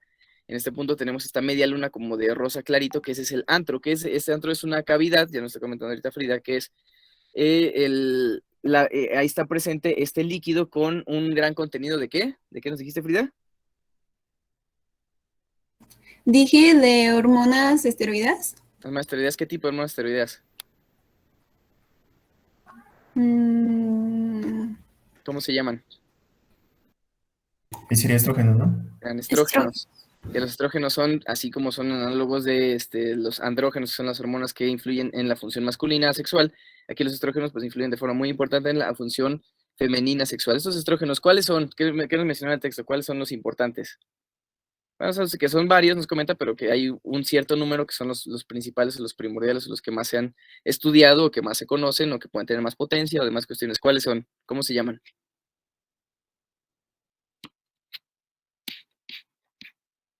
Vamos a ver el primero, ¿no? ¿Cuál es el más potente, el más abundante y el que tiene el que reviste la mayor importancia en la función hormonal sexual femenina? ¿Quién se lo sabe?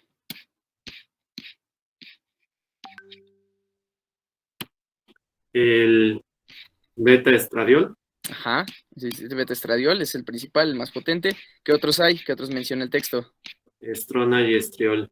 Ajá, ¿y cuáles serán las diferencias con el estradiol?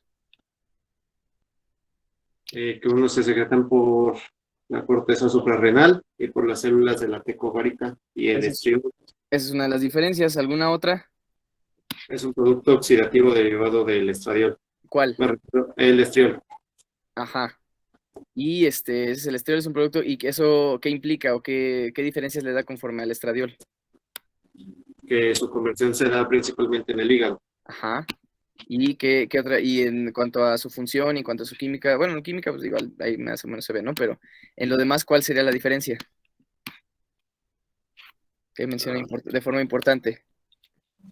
Que, por ejemplo, el beta-estradiol va a tener una potencia 12 veces mayor que la estrona y 80 veces más que la del estriol, ¿no?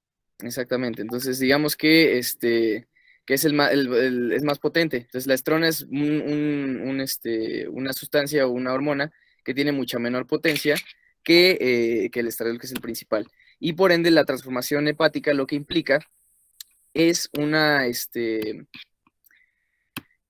que implica es incluso hasta una inactivación de la misma hormona, o sea, para que pasar del estriol, que es el más potente, hacia el estriol, que ya tiene una potencia mucho más disminuida, pues el hígado es muy útil para que esto nos va funcionando para el cese del efecto, que vaya convirtiéndose a esta situación. Incluso el estriol puede ser, y lo comenta el texto, puede ser eliminado por medio de la conjugación biliar, por medio de la bilis en el intestino, para cesar también el efecto, si es lo que se requiere para conforme al estriol. La estrona, pues también ahí lo está presente, y la diferencia principal es esto, ¿no? La estación de la producción y de la potencia, que el estriol es más potente que la estrona. ¿Cuántas veces nos comentaste que era Andrés? ¿Cuántas veces más potente uno de las potencias relativas que nos acabas de decir hace un ratito? Era de 12 de la estrona y 80 del estriol. Exacto, entonces 12 veces más potente el estradiol que la estrona y 80 veces más potente que el estradiol. Entonces aquí vamos a poner nuevamente una imagen porque esta que está un poquito más pues sacada ya del famosísimo del de batalla Gaitonzazo. Entonces aquí ya lo vemos todas estas fases, ¿no? Entonces nos quedamos en la fase de la zona del folículo primario, que es el óvulo, rodeado por las células de la granulosa. En esta zona que tenemos aquí en esta cuestión, se empieza a ver esta zona pelúcida, que es esta separación entre el óvulo y las capas ya de la granulosa. Tenemos este folículo preantral, y luego el folículo antral, en el cual en el folículo preantral se empiezan a llenar estos espacios en principios separados de este licor folicular, se le llama, o líquido folicular, que ya está embebido de hormonas estrogénicas, bueno, estrógenos, de hormonas femeninas. Se empiezan ya después a unir esas cavidades en un solo antro, en una sola cavidad, que empieza a crecer de tamaño. Las células de granulosa empiezan también a subdividirse en las dos capas que estamos viendo, que es lo de las capas granulosas y la capa de la teca interna, teca externa, y va creciendo este folículo, y va aumentando de tamaño el antro. Y después, ¿qué pasa? Ya una vez que va creciendo este folículo antral, ¿cómo crece? De forma infinita, luego deja de crecer, luego, ¿qué le ocurre? Ahí está en la imagen. Se forma la ovulación. Ajá, la ovulación, muy bien, Frida. ¿Y cuáles son los factores relacionados o que están muy implicados en este proceso de ovulación? ¿Por qué se da en cierto momento? ¿Cuál es la señalización que da ese momento? ¿Qué pasa cuando se da la ovulación? Pues es cuando el ovario libera un óvulo maduro. Ajá, ¿y por qué se da esa situación? ¿O cuáles son los factores que se han asociado? ¿O qué es lo que se ha visto también a nivel microscópico, si gustan decirlo así, todo esto que se ha visto en ese punto? ¿Qué pasa ahí?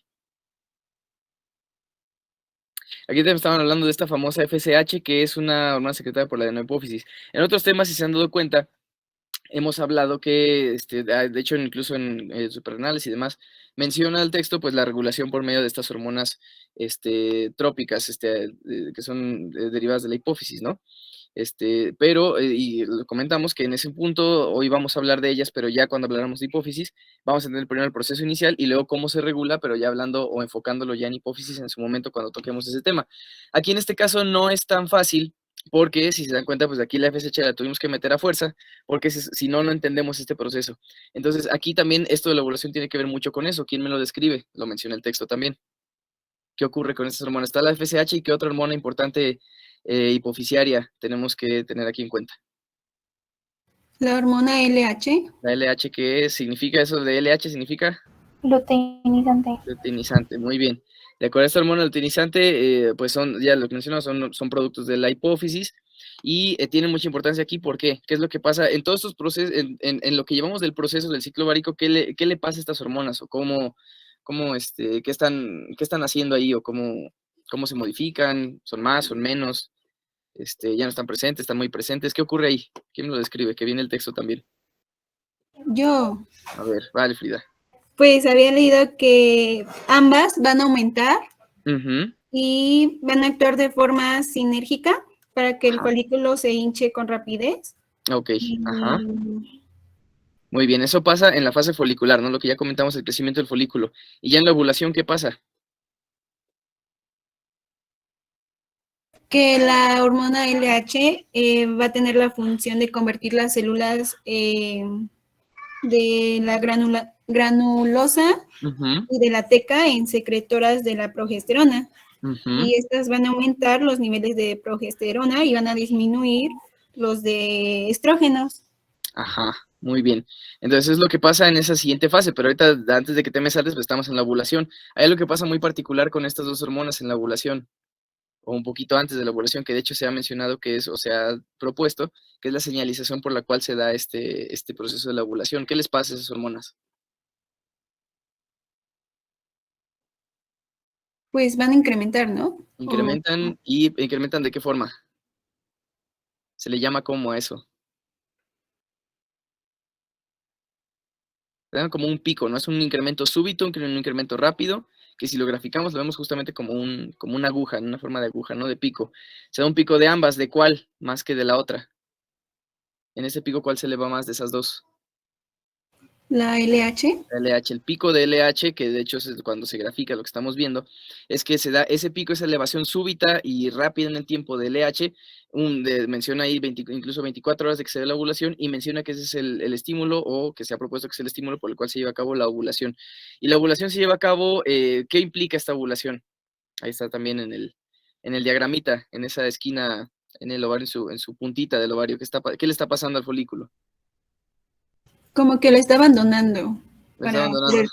El óvulo abandonó al folículo. ¿Y por qué lo abandonó? ¿Por qué le pasó al folículo?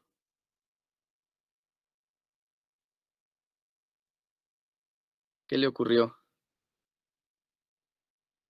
Pues lo deja para que pueda ser fecundado. Tiene cara como de globo desinflado, ¿no?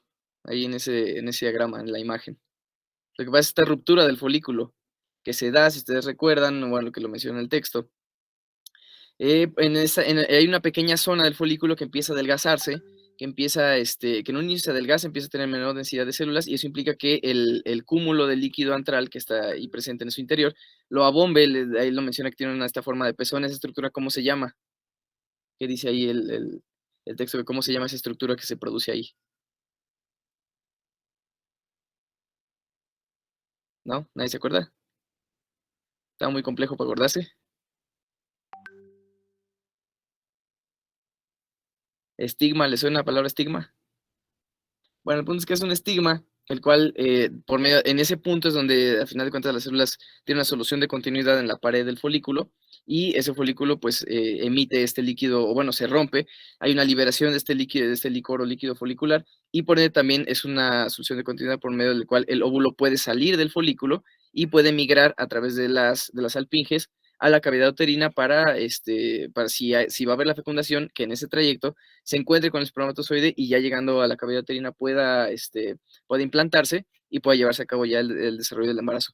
Pero antes de que eso ocurre, ya pasa lo que nos estabas comentando, Frida, que es que se producen las células, estas células que son productoras de progesterona y demás cuestiones, que esta fase, bueno, ya estamos hablando que es la siguiente fase, que ya me la comenta, ya lo habían mencionado, ya lo habían nombrado, que ¿cuál es esa fase? La fase lútea. Fase lútea. Y se llama lútea ¿por qué? ¿Qué menciona ahí el texto, Beatriz? Si quieres tú, síguete. Bueno, nada más porque cuando se libera el óvulo, pues toda la estructura que había quedado dentro de los ovarios, pues se va a quedar el cuerpo lúteo. O sea, pues ese folículo se está ahí todo roto, todo como globo desinflado, ya se modifica para volverse ese cuerpo lúteo. ¿Qué implica esas modificaciones? ¿Qué le pasa a esas células, particularmente las células de la teca? ¿Qué les pasa? ¿Qué menciona el texto ahí que les ocurre? Que se van a convertir en células pequeñas. Van a aumentar su tamaño más bien. ¿Y qué más les pasa? Se van a llenar de lípidos. Recordando, sí, eso es muy importante. ¿Y por qué se llenan de lípidos? Porque producen progesterona, la cual es ¿qué tipo de hormona? Así como los demás que estamos viendo el día de hoy en hormonas sexuales. ¿Qué tipo de hormonas son? En cuanto a su clasificación química, que vimos desde generalidades.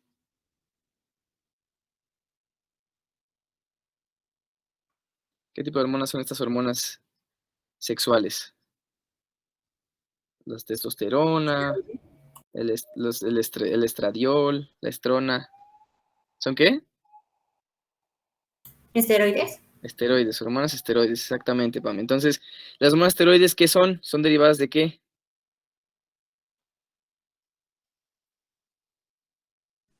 Del colesterol. El colesterol. ¿Y el colesterol es qué? Químicamente. ¿Qué tipo de sustancia? Un lípido. Un lípido. Entonces ahí por eso se entiende que estas células se llenan de lípidos porque pues son requeridas o se vuelven células que son secretoras de estas hormonas, o bueno, de esta hormona que es la progesterona. Y pues los lípidos son varios lípidos y uno de ellos es importante también el colesterol. Se empiezan a beber para poderlos producir en gran cantidad. Y esta progesterona entonces, ¿qué función? O bueno, la vamos a platicar un poquito más a detalle, ¿no? Pero en general, ya en esta fase lútea, ¿qué cambios ocurren o cuál es su finalidad de que exista la fase lútea? Con la producción de progesterona, la producción del cuerpo lúteo y demás. En general, en pocas palabras, ¿para qué está esta fase ahí?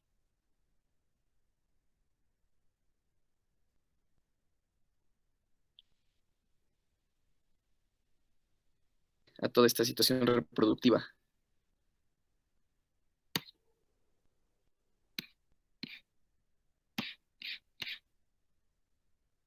¿Es para que inicie nuevamente el crecimiento de los folículos? Ahí está creciendo un folículo, o crece un folículo en esa fase lútea. Creo que sí. Y como que va a preparar al cuerpo para el embarazo, ¿no? Exactamente, eso es lo que va a pasar. Los cambios que les vamos a platicar de eso un poquito ahorita adelante, son cambios que son propicios para que el embarazo, uno, que se dé una buena implantación y en segunda, que en esas primeras fases el embarazo se dé de forma idónea. Eso dura, ahora estas fases, ¿cuánto tiempo nos duran? Más o menos, estamos hablando, bueno, ya lo comentaba, ¿no? Que era entre 28 y 40 días, para decirlo ahí de forma un poquito más veloz, la ovulación se da justo a la mitad de ese tiempo, y el tiempo que es antes de la ovulación es la fase folicular, que puede ser 14 días, y estamos hablando que es un ciclo de 28 días, y la fase lútea, ¿cuánto tiempo nos dura? ¿Igual los mismos 14 o cuántos? ¿Dice 12 días? 12 días, o sea que nos están faltando 2 días, si estamos viéndolo de esa forma, ¿no? Que puede ser la fase de la folicular y que de hecho también mencioné que dura como 13, 14 días, estamos comiendo un día más, y la fase lútea nos dura un poquito menos de tiempo. ¿Por qué? ¿Por qué nos dura un poquito menos de tiempo? Esos otros días que les falta, ¿qué pasa ahí?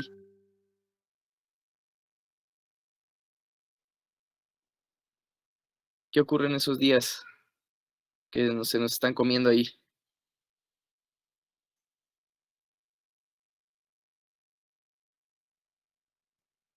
¿No, nadie?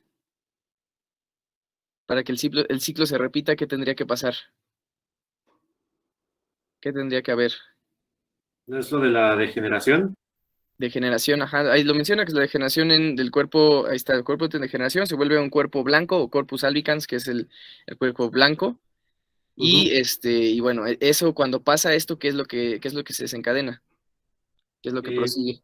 Pues en sí dice que van a ser capas externas necróticas, ¿no? Que una vez de que pasa esto en el endometrio, ¿qué dicen? Se separan del útero en esas zonas de hemorragia y de ahí empieza a degenerar y es por eso que pues se da el sangrado, ¿no? ¿El sangrado? ¿Cuál sangrado?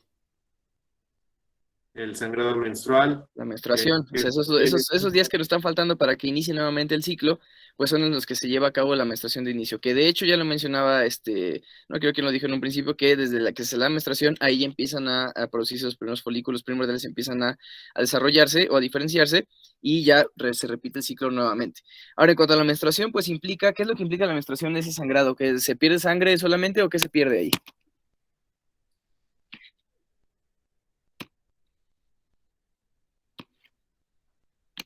Es la sangre y qué más.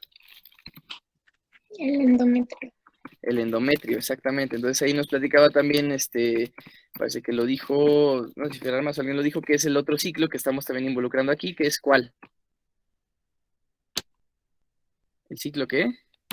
Endometrial. El ciclo endometrial, que ese, a ver, pues ahí sí me lo pueden platicar, pues yo que te lo habías comentado, Fer, pues que mencionan ese ciclo endometrial, que igual tiene sus fases, tiene sus cambios y demás. ¿Qué pasa en ese ciclo menstrual?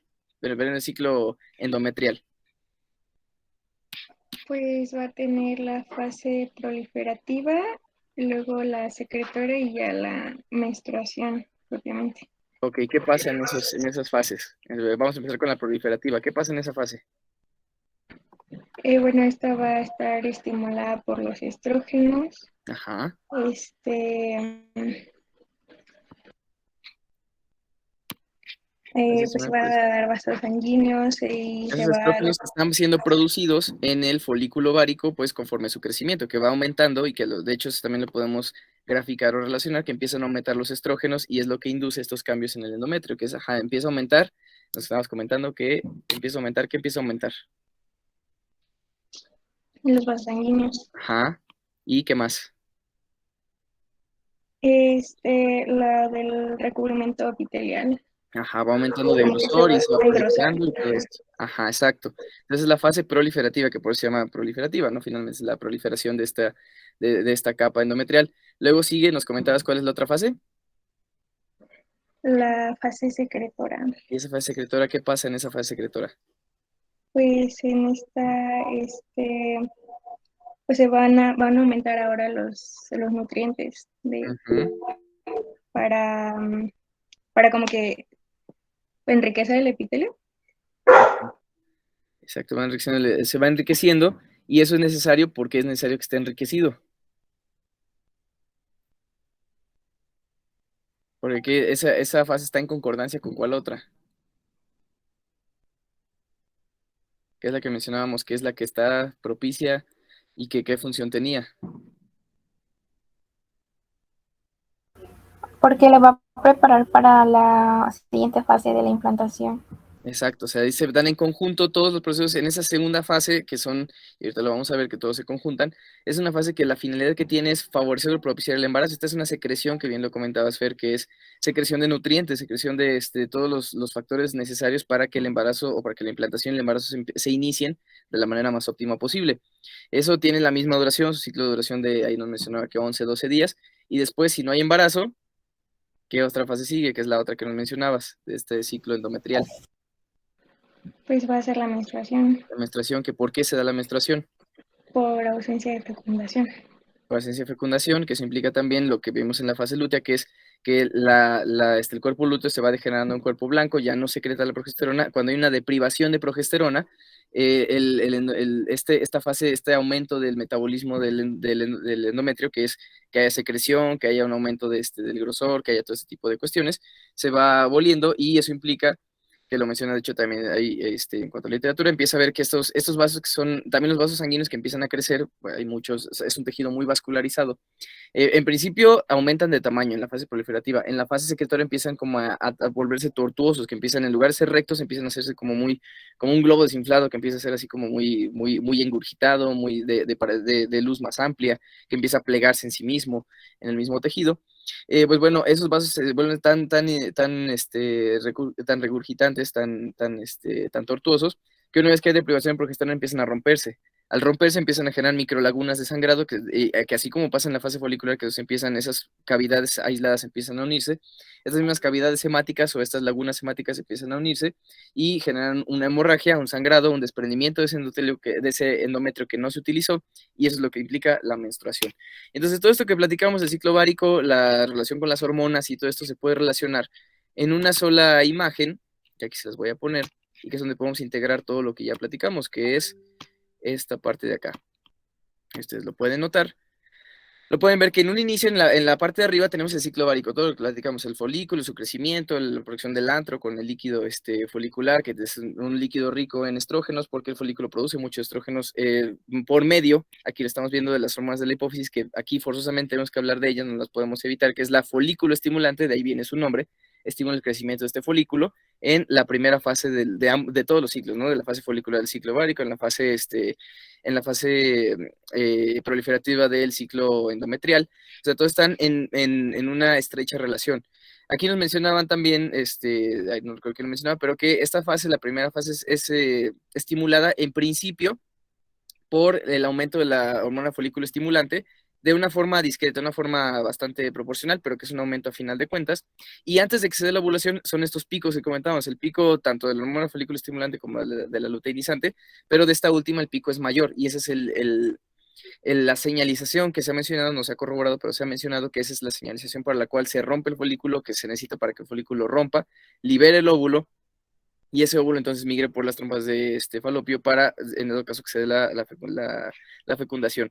En ese punto también coincide el inicio de la fase secretora del endometrio, que aquí estamos viendo todo lo que comentamos, el aumento de la secreción. De hecho también hay un aumento del volumen o mayor proliferación de las células, pero en sí lo principal es la secreción de nutrientes para en caso de que haya una fecundación. Ya una vez que se dan los picos, estos picos tanto de LH como de FSH, ambas hormonas disminuyen de forma muy importante en la siguiente fase, que coincide con la fase lútea del ciclo ovárico y que coincide con la fase secretora del ciclo endometrial. Y aquí en este caso hay un aumento de la secreción de progesterona. En un inicio en la fase folicular hay un aumento de la secreción de estrógenos dada por el folículo íntegro. Ya una vez que el folículo se rompe, disminuye mucho su producción de estrógenos, aunque después hay una producción ya más discreta por medio puede ser también aquí del cuerpo lúteo, pero el cuerpo lúteo lo que principalmente produce es progesterona, que esa es una hormona que propicia el embarazo. De hecho su nombre lo dice, de propiciar, gesterona, propiciar la gestación.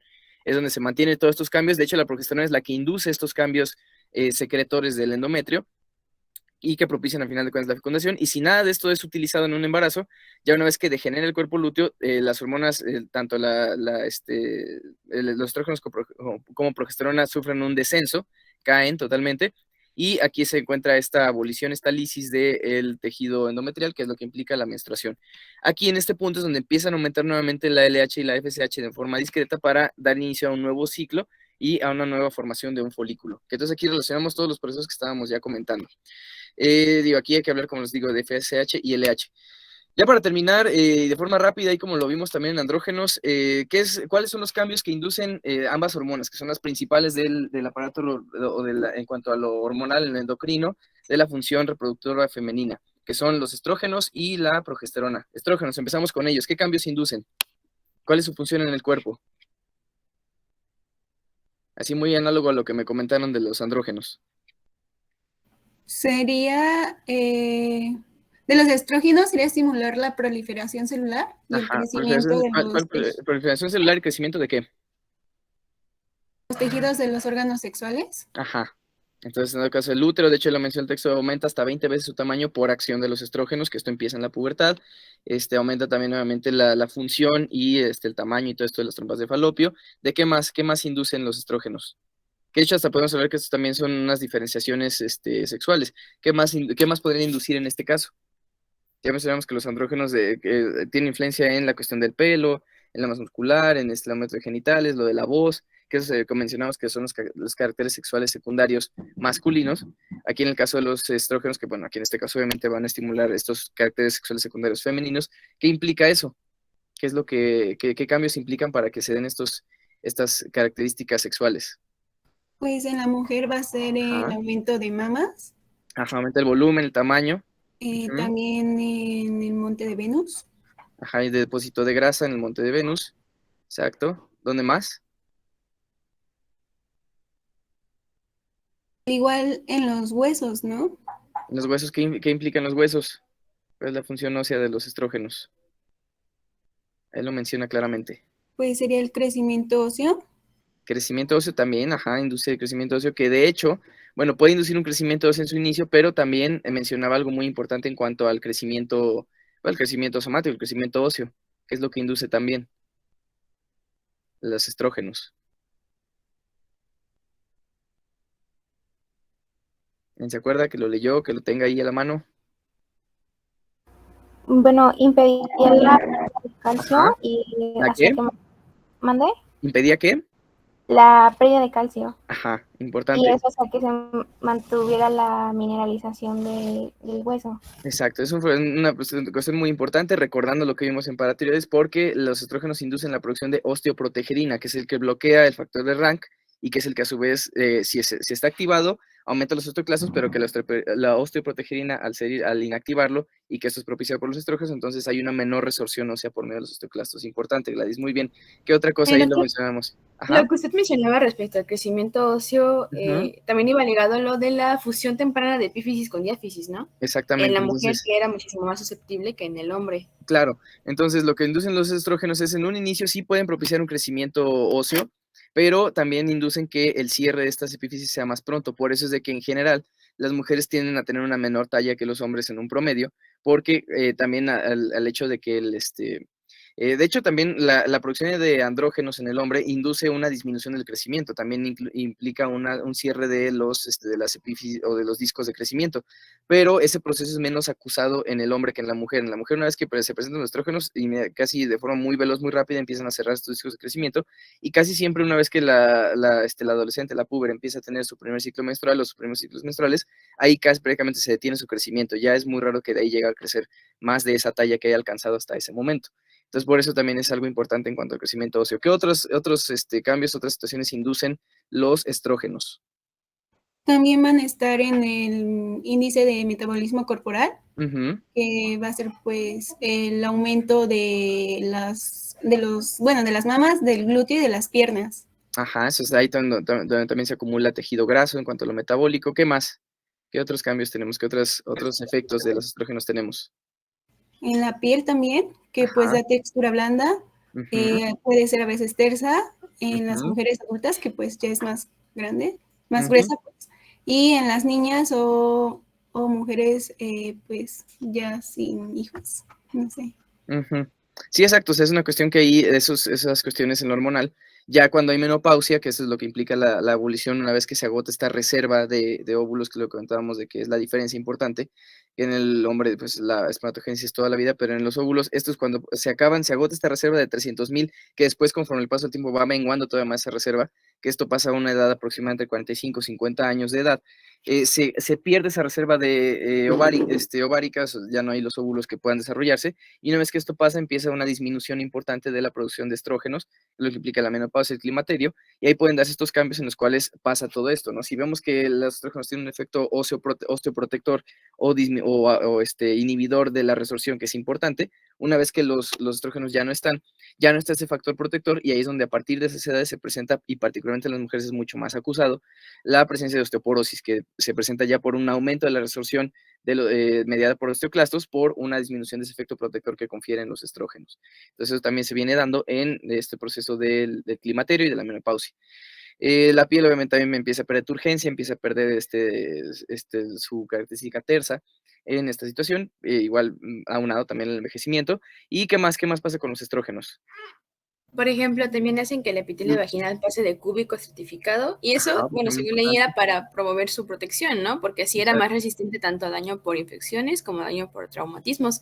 Y también creo que lo que faltó era su efecto en las trompas de falopio, ¿no? Técnicamente las prepara para el momento que tenga que recibir al espermatozoide durante pues, el acto sexual, porque hace que proliferen los tejidos glandulares y también aumentan el número de células ciliadas, así como su efecto. Y pues las células ciliadas como que propulsan al espermatozoide en su trayecto hacia el óvulo. Exacto, son esos como detalles finos de lo que comentamos, que es el desarrollo de trompas de falopio y de útero, que bueno, en general, si lo podemos platicar de forma general es lo que pasa, y de forma fina, pues lo que nos estabas comentando, Pau, que es aumento del movimiento ciliar, proliferación celular y de los recubrimientos, todo ese tipo de situaciones. Hay otro efecto somático que es muy relacionado a lo que vimos en suprarrenales. ¿Qué más pasa ahí? ¿Qué más pueden inducir los estrógenos? De esa forma medio análoga o con una reacción cruzada que pudiésemos llamarle.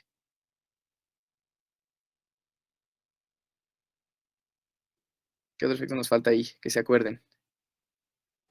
Y que es importante. Puede ser, puede ser que también puede provocar que haya una retención de sodio y de agua en los túbulos renales. ¿Como qué otra hormona esteroidea? Como la aldosterona. Exactamente, porque al hacer ambas hormonas esteroideas, que fue pregunta de examen en su momento por esa situación, porque estamos viendo de que una ventajas podemos tener que del colesterol, con pocos cambios podemos dar hormonas tan dispares como una que tenga efecto mineralocorticoide, a como otra que tenga un efecto sexual, que son cosas, pues, si ustedes se dan cuenta, muy separadas entre sí como funciones, pero que al estar tan estrechas, tan emparentadas químicamente, puede haber estas reacciones cruzadas en las cuales una hormona que tenga un efecto que estamos buscando que sea totalmente distinto, puede tener esa reacción cruzada aquí en este caso, pues con un efecto mineralocorticoide, no retención de líquido, de sodio, y que es muy importante, lo menciona el texto, pues en el embarazo, que es cuando hay un aumento importante de estrógenos y que también puede haber un edema importante, particularmente en miembros pélvicos, y que en las embarazadas todas, y entre más avanza el embarazo, es más clásico que tienen sus piernas pues, bien hinchadas las pobres. E incluso hasta se ha mencionado que es un efecto o un proceso que puede estar implicado en procesos patológicos como lo puede ser la preeclampsia y demás cuestiones, este desequilibrio hídrico que se presenta en el embarazo. Entonces también es la otra parte. Y la progesterona ya, para terminar, ¿cuáles serían sus efectos que tienen? Ya vimos los efectos de estrógenos, y la progesterona en general, de hecho lo podemos relacionar con lo que ya comentaron, que al producirse en esta segunda fase de los ciclos, tanto ovárico como endometrial y demás, pues la función que coordina o sus funciones principales son el propiciar que el cuerpo adquiera un estado propicio para el embarazo. Y eso se da por qué motivos, cuáles son los cambios que inducen el cuerpo de la mujer para que eso ocurra. Que viene también en el texto, aquí me los enumera. O sea, en el útero, pues obviamente inducir que el endometrio tenga esta fase secretora y nutritiva, ¿no? En trompas de falopio, pues bueno, ya nos puede, ahí en las alpinges, pues también propicia su crecimiento. Bueno, ambas son necesarias conforme los ciclos van avanzando desde la menarca, que en este caso es el inicio de los ciclos menstruales, o el inicio de la pubertad en la mujer, o es el primer ciclo menstrual, que es, de hecho, la menarca designa el primer ciclo menstrual. Pues ahí es donde se dan estos procesos. Y en donde más es muy notorio este proceso de favorecimiento del embarazo. ¿En qué otro órgano? También, como mencionaron anteriormente, ¿no? Que también favorece a lo que es el desarrollo de las mamas. Exactamente. Y de hecho, si lo podemos ver de forma más adecuada o de forma más específica, el estrógeno induce obviamente la diferenciación y el desarrollo de las mamas, pero quien tiene mayor influencia en que las mamas sean ya funcionantes o funcionales es la progesterona, es la que a final de cuentas hace que las glándulas estén casi prácticamente preparadas para la producción de leche, pero no lo producen porque quien realmente coordina esto es, y lo menciona el texto, quien realmente induce una producción láctea por medio de las glándulas. La prolactina, ¿no? La prolactina, que es la tercera hormona involucrada en la función mamaria, que esa prolactina se produce hasta después del parto, una vez que ya sea ya disminuido bueno, ya se ha dado el nacimiento, ya es cuando tiene su efecto. De hecho, se produce antes, no es como que se produzca inmediatamente en ese momento, pero eso más el estímulo de succión que se produce por parte del bebé, todos esos conjuntos, la presencia de que fue durante el embarazo, la presencia ya de prolactina en este punto y el fenómeno de succión, en los tres coadyuvan para que la mama se mantenga funcionante y ahora sí productora de leche para la alimentación del nuevo organismo. ¿De acuerdo? Entonces, son esos los efectos que produce la progesterona. ¿Algo más que nos esté faltando de todas estas situaciones en lo sexual, en demás cuestiones? ¿Todo bien? ¿Algo más? ¿No? ¿Listo? ¿Dudas? ¿Alguna otra situación a comentar? ¿No? Yo tengo una duda. ¿Esta también va a regular el ritmo menstrual femenino? ¿Cuál? ¿La progesterona? Pues es una función importante. Realmente, si ustedes recuerdan, y que de hecho lo podemos mencionar, está el mecanismo de retroalimentación negativa, o sea, el hecho de que cuando ya las hormonas, y aquí está en la imagen, de hecho estamos viendo cuando progesterona y estrógenos caen, la FSH y LH aumentan otra vez. Ahí vemos esos mecanismos regulatorios de retroalimentación negativa porque se van retroalimentando. Una vez aquí en la fase lútea o en la fase secretora, que son esta segunda fase del ciclo menstrual, del ciclo femenino, el hecho de que haya muchas hormonas, tanto de estrógenos como progesterona de forma relativa, inhibe o genera una evolución importante de las hormonas folículo estimulante y luteinizante. Pero una vez que disminuye ese efecto, estas empiezan a actuar nuevamente de forma contrapuesta y ahí vemos un ejemplo clarísimo de la retroalimentación negativa. Entonces sí, efectivamente ahí está la influencia que tienen estas hormonas en la regulación del ciclo. Gracias. Muy bien. Entonces, pues listo, ¿alguna otra cosa más? Si no, listo, ya nos vamos a disfrutar las vacaciones, ¿va? Entonces, cuídense mucho, entonces estamos ahí, estudienle, el apunte lo tenemos aquí ya listo entre hoy, mañana, pasado mañana, cuando mucho, y ya para que le den repaso y examen la semana de regresando de vacaciones, ¿vale? Cuídense mucho, nos vemos. Gracias. Gracias. Gracias. Nos vemos, Docs. Bye, bye. Felices vacaciones. Igual a todos.